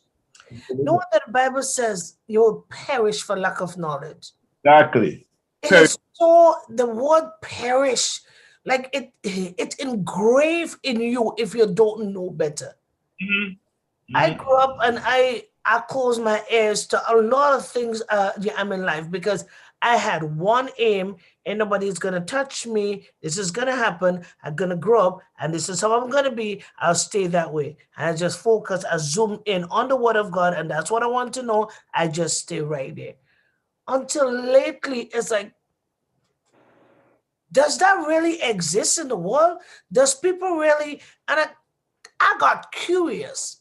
I mean, coming in, when the Lord dragged me here kicking and screaming, a place that I never wanted to come, and he brought me here, and I get in from one conversation to the other, to the other, to the other, one program to the other, to the other. And I go like, I can't talk about that. That is no way. You know, I'm a Christian, I'm a good girl, and I grew up a good girl, and I must remain a good girl. And the more I speak here and the more I go back and listen some of the tape, especially on the marital thing, and go like, you're grown, you become a big girl now. That's not how you're talking. Because I tell myself one thing: the more you expose yourself is the better for you in life. You'll become more successful. But when you hide and you hide and you hide, listen to me, I'm telling you, they should choke sin. They should put sin on some kind of thing and charge sin, just charge sin and ignorance. They should just charge it. But I thank God the Bible says lack of knowledge will cause you to perish. That's a hard slate. So don't sit back. If you're in agony, if you're in a marriage that you find is struggling and is not going to make it, I want you to go on your knees and ask God to help you to understand you. When that glove come off for you, you're going like, okay, so what was I fretting about? What was I talking about? I'm talking up a storm. What was I saying within the storm? And you go like, oh my God, you mean all I had was to do was to shut my mouth and things just smooth? You just don't talk when you're all excited. Sometimes we talk with our emotions and we crush things that just needed a little bit more dirt to grow. Just a little bit more water. That's all it is. And it's not the big thing that you say. It's the little word, the little fox. Sin is a bastard. But ignorance is We should get ignorance and sin in one bucket, drown it. We should drown it. I drowning it out in my life. It have no space. It can't come back in, and I giving it no air. I'm gonna drown sin and ignorance. Lack of knowledge, all of you guys gonna go in one basket. I'm gonna drown all you guys. That's just wicked. People don't stay there. I'm telling you, there is something about when you know yourself, you get a taste of, I don't know if it's freedom or if it's sweetness. There's just something about understanding who you are. And you become like this person, like this, and oh my God, and all inside of you begin to talk, and you go back and you watch it and you go like, I'm a big girl. I'm a big girl now. Oh my God, I didn't go to school for this, and I can speak as though like I have all the degree in the world. And people says, which school did you go to? Hear me. Very proud. School of the Holy Spirit. Do I? The School of the Holy Spirit. Okay. No. The question was, which school did you go to? Yeah, the School of the Holy Spirit. Well, how come you're so educated? You speak about medical thing, you can speak about mental illness, you can speak about this, you can speak about that, you can even speak about Health Canada. How all I do, I just open my mouth and the Lord just put the word and the command to speak right after it. You know, the amazing thing about life is this, right? And once you become a student of life, the whole being changes. Because now you become vulnerable, now you become open, now you become an empty vessel that could take in more. I saw a teacher, a professor, do an illustration one day. He took a glass, yeah, and he took some big boulders and he put in it. And he asked the class, is this full? They say yes. Then he takes some more small pebbles and put it in. They say, is it full? They say yes. Then he takes some sand and he put it. And he asks, is it full? They say yes. He takes some water and he put it. And he says, is it full now? They say yes. He says, all of us, our life is in this is a reflection of these things. My God. It depends on what we put in here first will determine how much space we have to accommodate these small things. We take care of the big things first, we put them in. Then put this medium size and put the final thing of life in. Final, the water is the big things are the family. Get them in. And when you put everything in, take that out. The little things that could come in afterwards. Major on the major. Minor on the minor. Our life is consumed of the little things and the big things, but you put them in order. You put the sand in first, it will fill up the glass so high. It's for the big things in life. You put the water in first, the overflow, but there's no more room to put anything else in it. Put the big thing down inside. You're going to put the small thing, pebbles fall around the big things. Family is the biggest thing in your life. If you don't put family first, everything, it's important to put family first. Very important. Anyway, it's about that time. Yes. And we had a good night, yes? Yes. Wonderful. And I so much love in it. I appreciate that Doris came on from the night of the, we've been watching election happening in Greater Texas, and it's getting very interesting. We got 2 more days to go. 2 days to go. Next day, every day. Whoa. And I have my predictions. And I know a lot of people are saying 10-5 in favor of NMP, 2-8-7 NMP, and other. I have my predictions. And I predicted right here, I believe the Prime Minister will lose his seat. I don't know what to say. I know you're not a figure. You don't know the politics, but Doris has been watching, and Doris has been on the stuff for that too. And I know we all watching and thinking about a number of the things that are happening, and we are so much into it that we don't want to lose or miss a step. Yeah, because everything is important right now. Everything is important, and Grenada is buzzing with election fever. Everywhere you go, and you know, I look at all the crowds and I say, if you got to judge by the crowd, you have a hard time deciding who's going to win. If everybody in that crowd going to vote today, everybody going to vote in that one. That the crowd is at those rallies. If you use the rally as a voting situation to vote, it's very hard to determine that. But I'm quite certain there will be an upset in this election. It won't be business as usual. There's a change coming. I believe so too, and I believe they know that too. That's why Kate Mitchell is jumping around in his shoes with fights, you know, kind of crazy things, acting. You know, tonight was the last rally. Yeah. I really don't pay attention to them except in between. But I'll tell you, I never knew Grenada had so many people. I don't know where they came from. You have more people in Grenada than they said. Right. Because when I look at NDC rally and NMP, I'm like, oh my God, where did all these people come from? Yeah, there's so much people in those rallies. I'm flabbergasted. I look at Sunday rallies, both rallies, and I'm thinking, my God, how are we gonna call this? Mm-hmm. You know, if election was determined by a crowd, I don't know who's gonna win. I do not know who's gonna win this. But yeah, it's going to be a close call, I believe. But you know what I'm saying? We see the crowd. We see that they're very close in both rallies.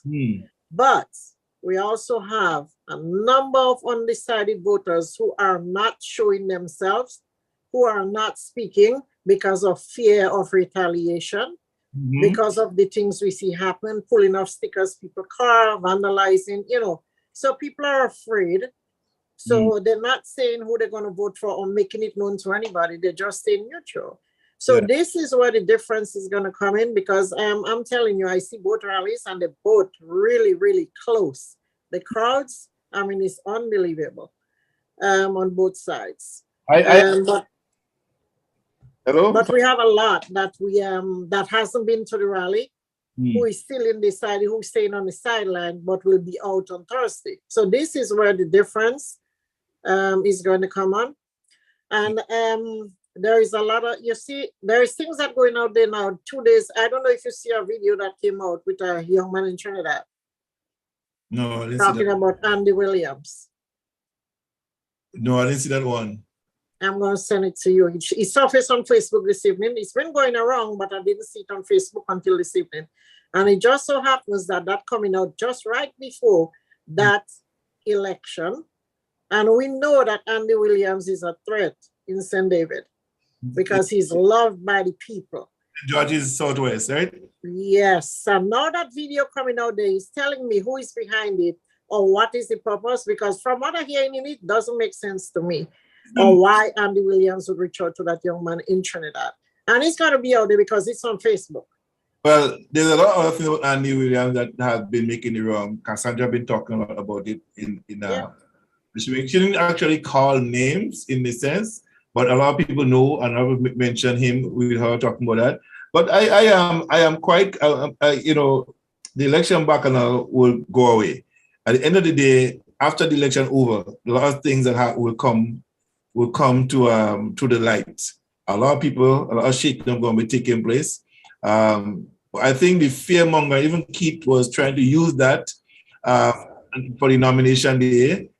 He didn't call names. He didn't call them, but he said some people would not be nominated.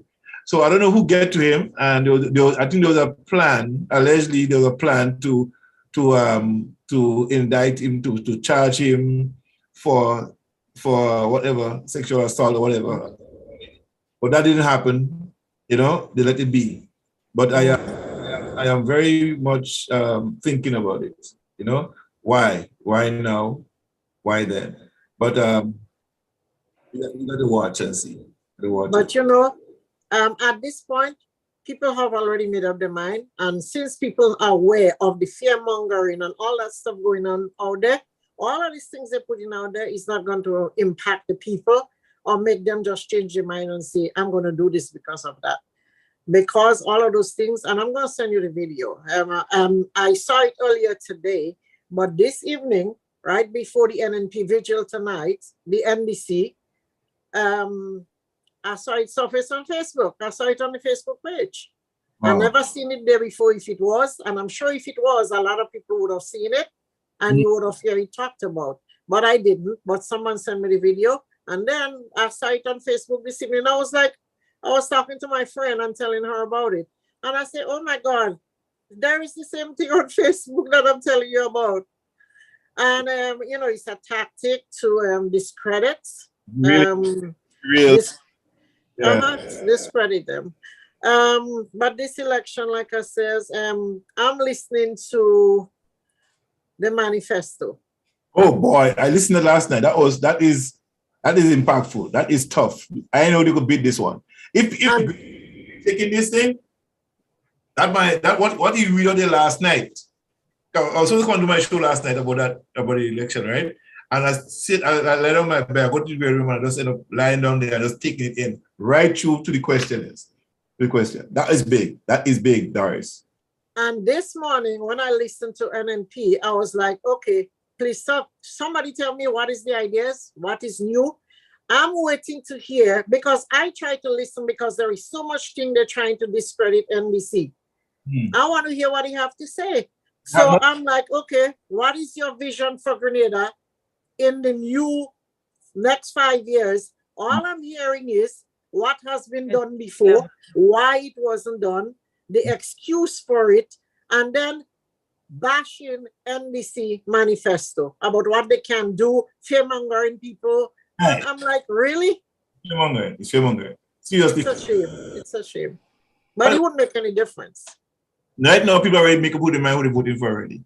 They still have been made. People know what they're going to vote for. The only thing I think NDC needed to do in the last couple of days is try to attract and win over some of the NMP voters, right? Because that's what they had to get from. Because the undecided voters, they would not vote anyway. They never did and they would never do, right? And if you ever make a shift, there's very few of them. What you want to get is the people who support NMP. That's who they have to go after right now. And that will make a difference. It's getting the NMP voter, that vulnerable community, that high school, primary school group of people. That is the main supporters for NMP. The unemployed who support the NMP still, despite that they are not getting jobs, they still support NMP because of the seed program. And they have to understand the seed program was not an NMP program. It's an NDC program. And so that in itself have to be spoken of by NDC big. We created that for you, not them. You know what I mean? And that's going to make a big difference as well. So it's a number of issues that have to be dealt with. Big. Yeah. But I think, everybody talking about they don't have luck. Once they get in there, they're going to make things happen. It's going to take time. The people need to, and people need to understand that. The people of Grenada need to understand. Because when NDC 1 year ago, Uncle Tilly, their problem was everything should have been done in just like it doesn't work like that in government.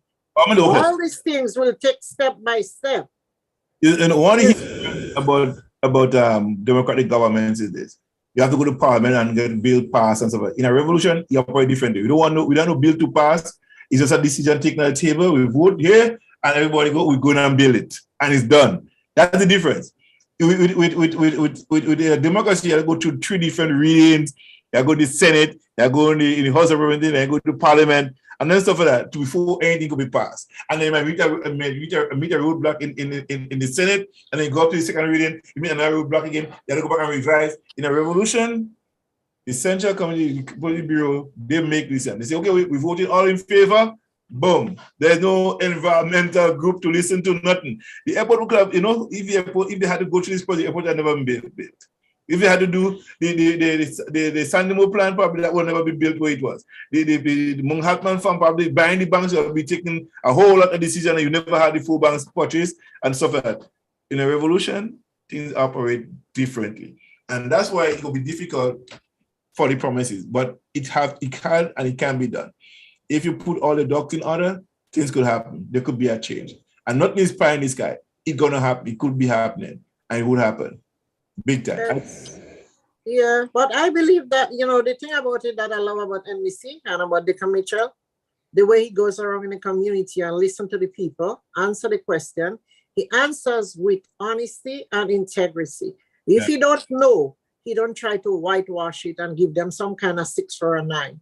He just tell them, but I don't, but I will look into it and we will find out. Or, he don't just say whatever comes in his mouth like some other people. He tell it like it is. And I have to say, after his speech last night, listen to him talk to the people, answer questions. This is what's so impressive. He is a humble man and he listens to the people. And the Grenada people need to see that he don't just talk. The reason Kit Mitchell would not have a debate with this man is because he cannot answer. He don't want to make a fool of himself because he don't know what to say and he will not be able to answer the people question truthfully. They have been begging him to have a debate and he would not. And people need to open their eyes and see why. Listen to him talk. He couldn't even give a good, what did he let his candidates talk for him this morning? Deacon Mitchell speak on his own and go through his whole plan by himself. That's a leader. He spoke with truth, integrity, explained to the people. This morning, he just let everyone else talk and he went in between and making all excuse for what didn't do and what he will do again. How many times we hear that? Grenada people, please do not fall for the trick. Got enough time to resuscitate the agriculture industry. Yes. Expand and make it happen. You had enough time to fix all the rules and had to fix the House of Parliament. You had all the time to do it. After Ivan, you had all the time to do it and you didn't do it. Now they put up, start doing the old House of Parliament building and Church Street, put down lamp posts and put down stuff now. This is election gimmicks and people must not get fooled with that anymore. That time is done. Now is the time for action. That is the time when you have to take the bull by the hand right now and raise it on the head and you go with it. Yeah, and you know what's so hilarious?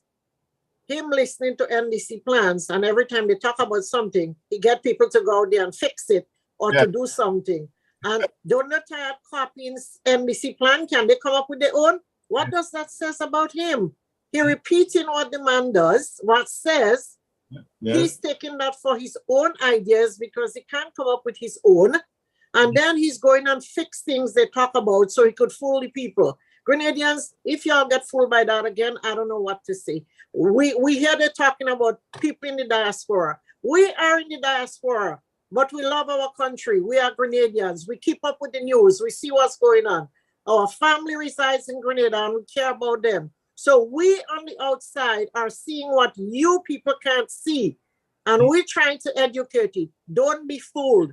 This is the same man that said, we're going to have to decide who lives and who dies. Which prime minister says something like that? He should have said, we will do everything possible to save the lives of our people. We're going to choose who dies. Who made you, God? To choose who live and die.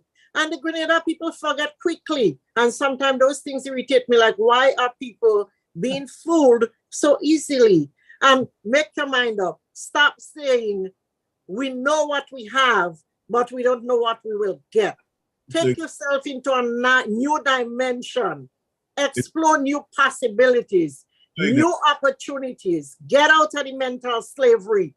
You deserve better than that. You can do better than that. Don't let somebody make you think you cannot do any better or go any further in life and keep you in captivity and that mental slavery. Wake up. Vote NNP out. Time for that man to go. Change. Time for a change. It is text speak. Yes, text. A different body. We will fix your text. You will political will change. Yeah, I heard text speak in a different body. Well, kid, you should do something. I'm only advising you. I heard a different person speak tonight because Texas this complexion, but I heard her in somebody else. I don't know what happened. You're doing good, Tex. Don't worry, you're good. You're good. we have your back, Tex. We have your back. Yeah, see, I didn't talk because I want to go to Grenada and me and Keith is friends. Just in case I say No, but no, as you can say, lose. If I say he's gonna lose, I would be banned from Grenada. So I'm just kind of keeping my composure until what is it? Friday or Monday? Thursday's election. Thursday. No worry, Tex. I identified myself when I get there. I'm saying, it was me. Come for me. Come for me.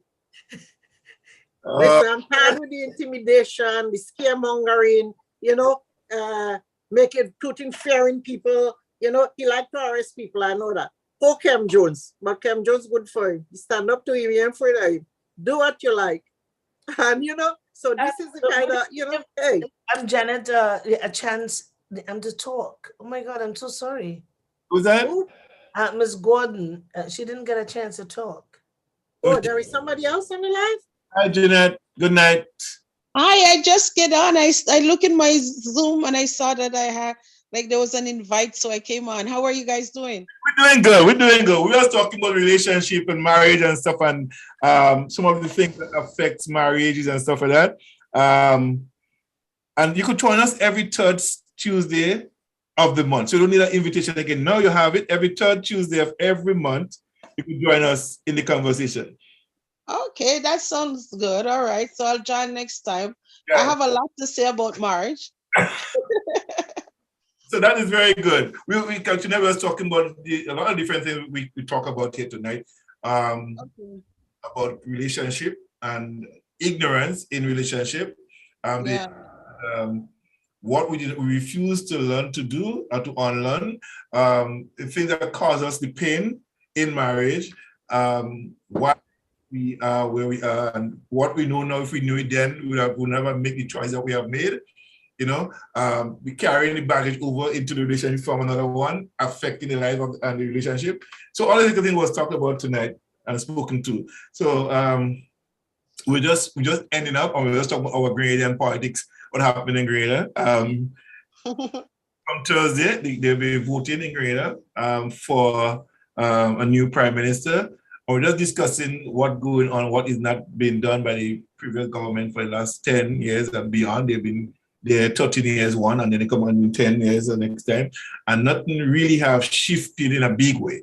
The big changes, the big plan, the big bold plan haven't taken place. It's just a little trinket to keep people in check. Okay, we give you this, we give you that little job here, we give that little job here, but not no big project, no industrialized project taking place. Real change, economic transformation haven't taken place. It's just keeping people in check, giving them a little bit of money to keep them quiet, to eat some food and to do this stuff for that. No big changes. So we say that the opposition is more ready with a plan to transform Grenada, and that there's time for a change. Something have to give, and the government they have to go. That was. I think Doris and I had agreed on that, and Tex don't want to talk too bad because she want to go to Grenada. Tex is a woman of wisdom. Peace. Just in case I mean, so when you would not reach me, I said, you're running more than me, and I want to talk. And Tex is going to talk after the election. After the election. I would say, well, you should have called me. I would have prayed with you and counsel you, but you seem as though you want to go on your own. So for now. Jeanette, as you did, I want to ask you a question. And you could take down my email address. It's gemfm.ca@gmail.com. Since you like to talk about marriage, I have a Genesis magazine, and it comes out every month online. Thus for now. I will invite you every month to submit an article, about 800 words, on marriage. Let me write on that, because I would love that. Hold on. Let me get a pen and a paper. Because I wrote too. I write books. So yeah. I would love to see your face. Oh, Oh no, I have my ugly hair. that's okay. Hi. Oh no. And Oh look at no. mine is all tied up. No. Away. Oh, and You text. guys see me all the time on Stepping Up platform. You know, I'm trying to figure what you look like. Eh? I can't remember. What do you look like? Okay, just put a head tie on. Oh Jesus. Text. You know Put me on love your you. pillowcase. Okay, listen. I love you. I was on Stepping Up last year, and you brought a message. We couldn't stop talk about it. So I'll put on my head tie just for you. Hold on. Hallelujah. Thank you, Jesus. And text, I've been meaning to tell you, I like your hair like that. That looks nice. I'm not saying nothing. It make me look too young, and everybody say, "Are you sure that's your age?" So that's why I don't keep it up. You see, I want to look very mature and very older. Motherly. Make me look too young. Okay, John. I think something wrong with text. We need to talk more with text. Yeah. Okay, well, yeah, I'm just gonna tie it up. Okay, so I'll leave it for a couple days then. Mm. I didn't know you tied up. I thought you do that short hairstyle. It looks nice. It fits your face. Yeah, just put a band in it and I tie my head because I was going to bed. Mm. And a certain silent caller call. Gemfm. Mm-hmm. A silent caller called Gemfm, but she got exposed. I'm thinking, okay, my name would not show up, the picture would not show up. So I got busted. So I said, you know what, Dad, just let me come on. It took a minute for me to figure out it was you. Mm.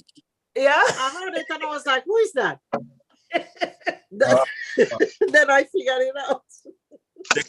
You cannot hide, man. I cannot hide. All right, here I am. Oh, well, hi, gorgeous. How you doing? All right. I am doing good. Hello, Jeanette. All right, Minister Jeanette. Yes. That's me. Yeah, man. Yeah. Okay. All right, so give me your information. Okay, Gemfm.ca. I am the lady that do She Roars. Sorry, I'm the one that do She Roars every month 10. Like, I'm the lady. On which She Roars. You know that I do conference like every 3 months. She Roars the conference. Okay. I got you. You're the one. All right. Yeah, so it's Gemfm. So give me your information, please. Gemfm.ca@gmail.com. So GEM? GEMF.ca@gmail.com.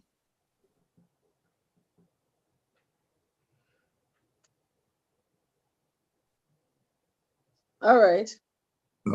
Yeah, so just in case you have any, like I say, every month the magazine comes out, and by the 15th of every month, we need to have the articles in.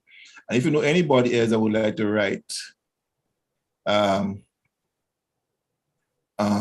write a testimony, just about 800 words, anything that way, if you encounter anybody who have a little testimony to share about 6 lines, about, just about what God have done for them, we love to have that as well. So that 800 words, you said, sorry, 800 words? With a photo size, a passport size photo of yourself to attach with the article. Oh, text you send me a picture. You think I'm going to change your picture and All right, so all right, I'll see what I can do. So you want if you before the 15th of but right now the one for July is still available. We still have enough time to take one article from you. If you have one ready, I'll be more than happy to have it for July month. So what would you like me to write about? Anything that is laid on your heart to write about. This magazine is like Facebook. It says that whatever in your heart, write about it. I don't want to tell you what to write about. Right? Okay, the last conference I had, it was the lessons we learned from marriage. Okay. And people was asking me to do some more, like, do more, because it was so eye-opening. Yeah, so maybe I write about that. Yeah. So write about, yeah, that'd be great. All right. Yeah, so that would be awesome. Yeah. All right. That would be good. So yeah, no problem. You just write up and let us know. Just send it down to us, and we'll be more than happy to publish it in the manner. All right. So every third Tuesday. We're here. We invite the public to be part. If you could invite other people, share the link so they come on the Tuesday night as well. We have a kind of open town hall, so to speak, on Gemfm every third Tuesday. Talking with intimacy in marriage, so people come in and talk about this and let them get ready, because we want people to be here with because anybody could be speaking. We want them to have a clear and nice background too. Not very nice, but just to have, when people speak, we want to see the person who's speaking, so get them prepared for and CNN. You know what I mean? If they go into any other platform that to speak and to participate, they will have to dress properly and stuff like that. We love that, because we want to do it professionally. Yeah? All right, I hear you. All right. Yes. That sounds like a plan. Right. Thank you very much. You're welcome. All right, so I'm going to turn off my camera. Ladies, have a good night, and gentlemen, many blessings. Blessings to you. Bye. Bye. Bye. So text you ought to get ready to go to Grenada. Because now the election is heating up and it's cooling down. 24th will be back on a celebration. Will be a big jab, big chutney. And if Kit wins, his mother birthday is right around that time. So you have a whole celebration right for his mother and everything. That Deacon gonna have a big celebration to ride through Greater Carriacou, and pretty much gonna be mass in the place. Yes. Now you go see Veco. There's gonna be a big shakedown in Montreal. Now you're gonna see Veco with with coffin. Yep, John sent you that video in your WhatsApp. What I told you about. Okay, I'll check it out. Yeah. Time is now 20:11, and yeah, that's my bedtime. That's time for me to go to work on Gemfm magazine. So that's by now until 3 o'clock. I gotta go to work. My goodness. Yeah, that's my work time. Get something to eat, relax for 5, 10, 15 minutes, and magazine time. You will fall right to sleep. I come out from inside the studio and the laptop outside on the table, outside of the table. If I sit down inside here, I'll be able to talk on the radio and do things. I will set up the music, play, and then go to the table and work the computer outside, the laptop outside there. By the way, anybody want to sponsor me a new laptop and then you want? A new what? New laptop. Oh, what time are you starting to cover the election? At 3 o'clock. Oh, okay. So the same time. Okay. With Junior George. Oh, you're hooking up with Junior? And Jay Lassie? Yeah, and Jay Lassie. So we'll be doing that this week. Yeah? Oh, okay. So so what is it going to come under? Right along or? Because I get the link, or bring the link onto Gemfm, bring it into Gemfm from wherever it is there, and side it, and we'll do it. You'll get all the information there from there. We will do a trial run perhaps tomorrow night and see how that works. Oh, okay. And when I start talking about election, I'm very passionate about it. I just get hot. You hear that tonight? I'm like, oh Lord. That's why I'm passionate about the election. I am. That's what Tech says, to see the wrong complexion, right voice.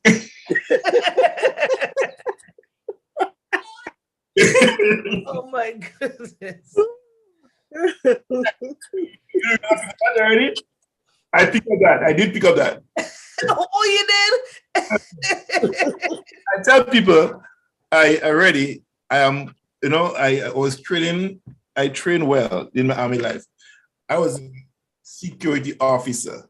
I had to gather information. I was trained, I was taught and saying, well, that job never left me. It's still with me. You know? Sometimes I say, what do you think I don't talk about? Doesn't mean I don't see it. You know what I mean? On my work, I see people do things, I pretend I don't see the things I don't know about, but I see it. I could read people's behavior patterns. I could you I hear what they're not saying. I could talk to people. I talk to people and work all the time. I have conversations with people. Like I had a conversation with somebody last week, right? Yeah. And after that, I started writing an article based on our conversation because I know where it was going. Yes, and I named the article. You will see it in my magazine coming out in August. I have a special title for it. Yeah. So when I talk to those people and them, I don't gather information like a mother hen gather information.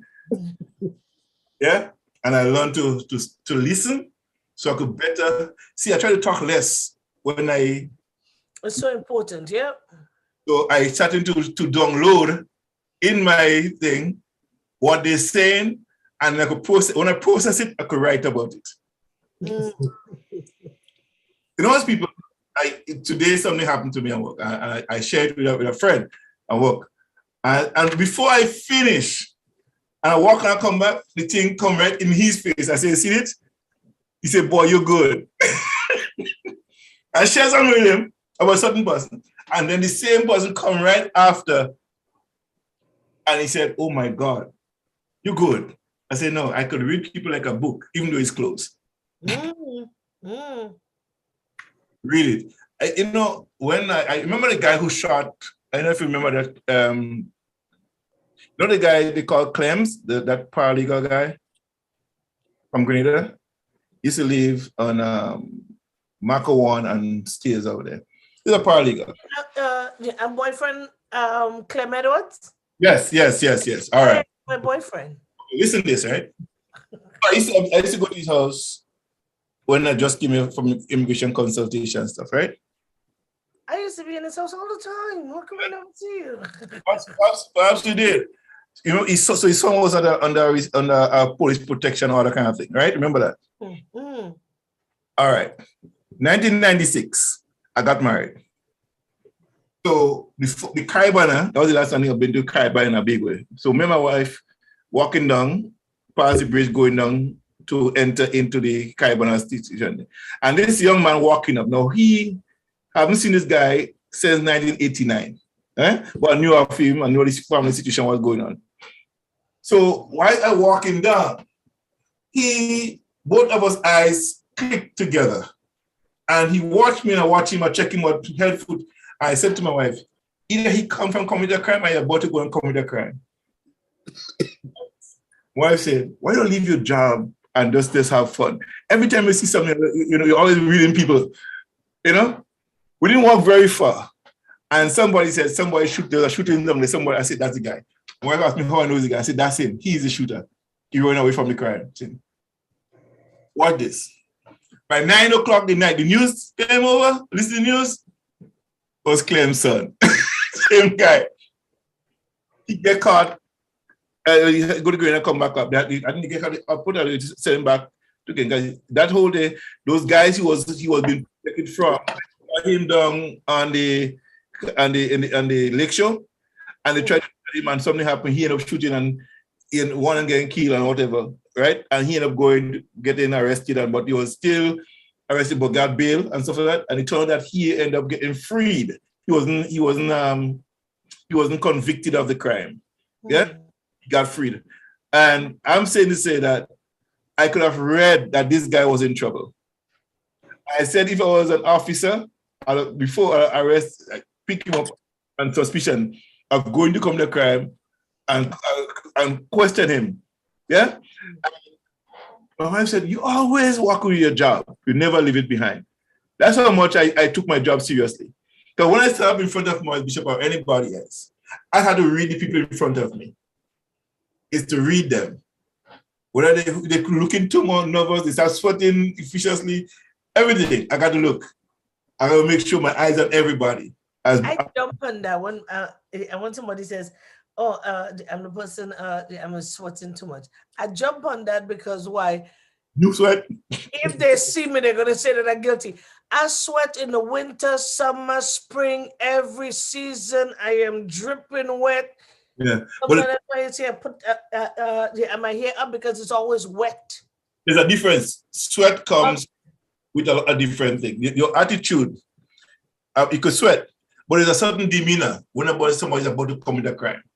Hey, okay then. So I'm okay. There's a fidgeting moment. There's a fidgety kind of a restlessness in that person.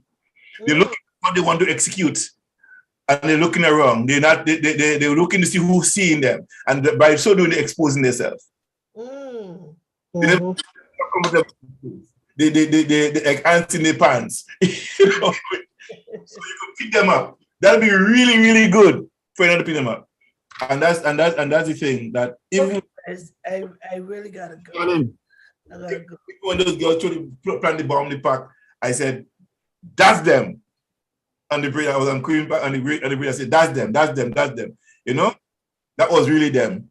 And 2 days before, I knew that something was going on up in that house on the hill right next to me with the same people that get arrested for the crime. Yeah, I knew it was them. Yeah, so I am gonna say good night. I'm going to walk. Sorry, I gotta go to work on the other end of the vineyard here, from the radio to the magazine. Can you imagine that? Happening in Canada now with the Indian people, the celebration of life and stuff so that will be in the magazine as well. Trying to work and pull some stories together to put that in with some pictures for tonight. That was my big project tonight. And then there is also another development in Grenada that the government have been hiding from people, that the government of Grenada, let me pull it up here. Before you go text, let me pull it up for you and everybody else. This is a preview as to what is what. They knew that the government of Grenada know that it's called the Campaigner says conclusive evidence prove U.S. remove body of slain Grenadian Prime Minister Maurice Bishop. And it says here that the leaked document shows that in 2007, Washington promised Prime Minister Kit Mitchell that it would search U.S. files and determine the location of the bodies of the former Prime Minister Maurice Bishop and members of the cabinet. The CHRG says that this proved the government of Grenada knew that the U.S. had Maurice Bishop's body, but kept it secret from the public. Mr. Bishop was among 9 other revolutionary leaders executed by firing squad on Fort George on October 1993 ahead of U.S. invasion to sought to oust the progressive government of Grenada.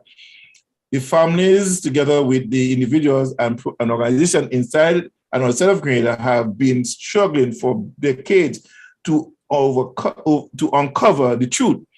The campaigners said that families of those killed have the rights to closure and to give the bodies of their loved one a decent burial.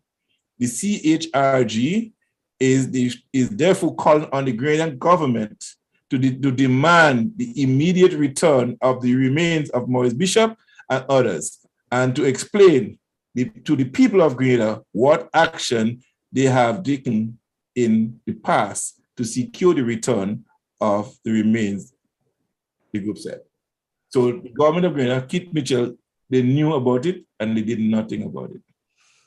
Thank God my father is not alive. So that is I have gotten the rights to publish that as well.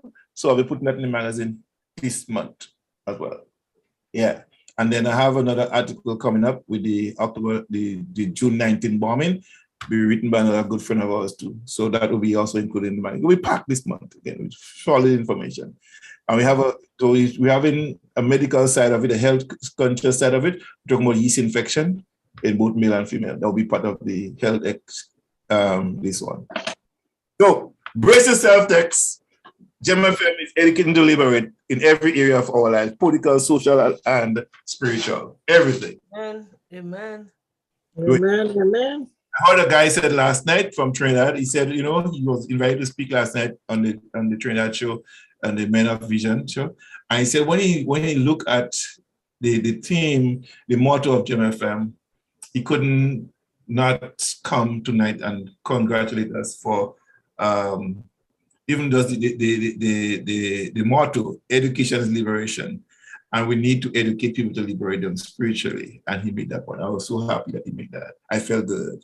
I don't know. Yeah. So that is it. We're doing well. We're doing well. But again, I want to say tonight, to those of you listening to Gemfm, at home, Grenada, at home, Canada, at home, USA, and home, England, we're asking you to please help us by donating to Gemfm by going to the website and hit that donation button and make a donation. You could also send money to us through Western Union to John Callis, right? John Callis, and that's all you need to do. Just send the money to John Callis and go to Gemfm. Or you can make it to callisreach@gmail.com, direct to the account, the bank account, go straight there. All right. So that's the other way, 3 ways: MoneyGram, Western Union, email transfer, interact transfer. You could do it that way. Anyway, $1, $2, $5 a month. You know, that's $5 a month, $2 a month. It helps, yes, to help us to keep this radio station on the run, keep it going, keep it flowing. Because a lot of things people ask, people ask me, can you help me? I have to get medicine for this person. I need to get medicine for myself, and I've been exhausted doing that into my family funds. So it's all good, but it's tough. It's a tough time for all of us. So please help us to help other people and to help us to grow and become better. Like one cocoa full of basket. You can imagine if 1,000 people gave $1 every month to help us do a lot of things. 1,000 people give $1. We'll be more than happy to have you doing $1. $1 is fine. Not $1 million instead of $1 million, instead of $1. Yeah?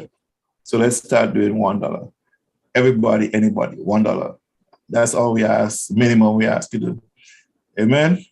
Well, our Gemfm Family Day is coming up on the 13th of August.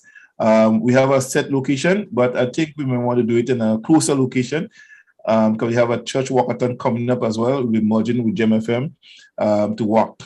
The walkathon coming up, the New Life Worship Center and Gemfm walkathon, really the church walkathon, happening on the same day as Gemfm. Family Day. We go to the park with games and it's a potluck. So you bring your food, buy a t-shirt. T-shirt is $20. And yes, and Tex want something big, she says. A big long dress with Gemfm on it. That's fine. You could always do that. Give us the dress, we print this stuff on it for you. All right. Also, we have All Down Fest. We'll be in cahoot with the Greater Day Celebration Committee that's in Toronto. With Maria Myers, she'll be part of that day, and call it in September 10th. So it'll be a big fest where all long fest, there'll be games, cricket, football happening there, and Gemfm is co-sponsoring that event as well. Also coming up I didn't have the flyer yet. Let me people see if I get the flyer today. Make sure the flyer is in from Step Up in Christ Women's Conference coming up. Is an annual thing. No, I didn't see it yet. It should have been in by me, and I haven't seen it. So I'm waiting the date and time for that conference, the Women's Conference. So coming up on sometime in July, yes? I think the 17th, the weekend of the 17th, I think. Let me see what the weekend of 17th in July look like. So those of you in Toronto, so not the 17th, so 15, 16, 17, that would be the conference, yes? The Women's Conference in Toronto. June? No, this is July. Yeah, so July 16th and 17th. Yeah, Women's Conference. Step Up in Christ Women's Conference. Annual, I think the 4th or 5th annual Women's Conference taking place right here in Toronto. And Gemfm. Conference on that day too. You have one on that day? All right. So talk about it. When is this? Who's the woman and where is it happening? Tell somebody, Tex. Now I have a conference on that day. It's up in somewhere in Newmarket or something like that. Okay. Yeah. So I just finished one last week, and there's another one coming up in July. Okay. So yeah, I have an invitee one on the 13th, 12, 13, and 14 in August. Okay. In what the Facebook have done, they said they have changed to your video one or more of your action will apply to your video because of a copyright match. And they have a click on the detail and they say an error. Something isn't working. So wait until they figure out what they want to do. I'm going to apply for the release of it. Yes? So only those on YouTube could see it, but those people won't be able to see it. So that's okay. We could fix that waiting for the time. All right. So again, have a pleasant good night. And I'm going, and this time. Yep, you too. All right, then. Love you guys. Love you guys. Right. Please see you at 2:30 tomorrow, please the Lord. For me? Darling, I missed you on the 2:30 show. Please. I miss you guys too. I'll try. I was hoping to today, but I didn't make it. But I'll try for tomorrow. God's will. Okay. All right. One love. One love. Bye. Okay.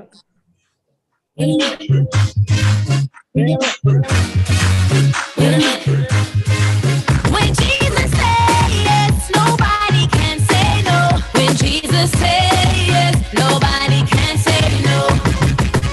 I'm not worried about a thing, 'cause I know you are guiding me. Where you lead me, Lord, I will go. I have no fear, 'cause I know who's in control. There's no limit to what you can do, 'cause it all belongs to you. Yes, it all belongs to you. No rushing now. You're almighty and all powerful, and it all belongs to you.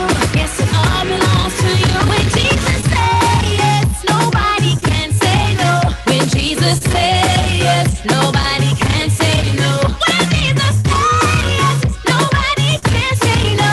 When Jesus says yes, nobody can say no. I'm not worried about a thing, 'cause I know you are guiding me. Where you lead me, Lord, I will go. I have no fear, 'cause I know who's in control. There's no limit to what you can do, 'cause it all belongs to you. Yes, it all belongs to you. Now rush now. You're almighty and all powerful, and it all belongs to you. Yes, it all belongs to you. When Jesus says yes, nobody can say no. When Jesus says yes, nobody can say no. When Jesus says yes, nobody can say no. When Jesus says yes, nobody can say no. When Jesus says yes, nobody can say no. When Jesus says yes, nobody can say no. When Jesus says yes, nobody can say no. When Jesus says yes, nobody, 'cause he's in control.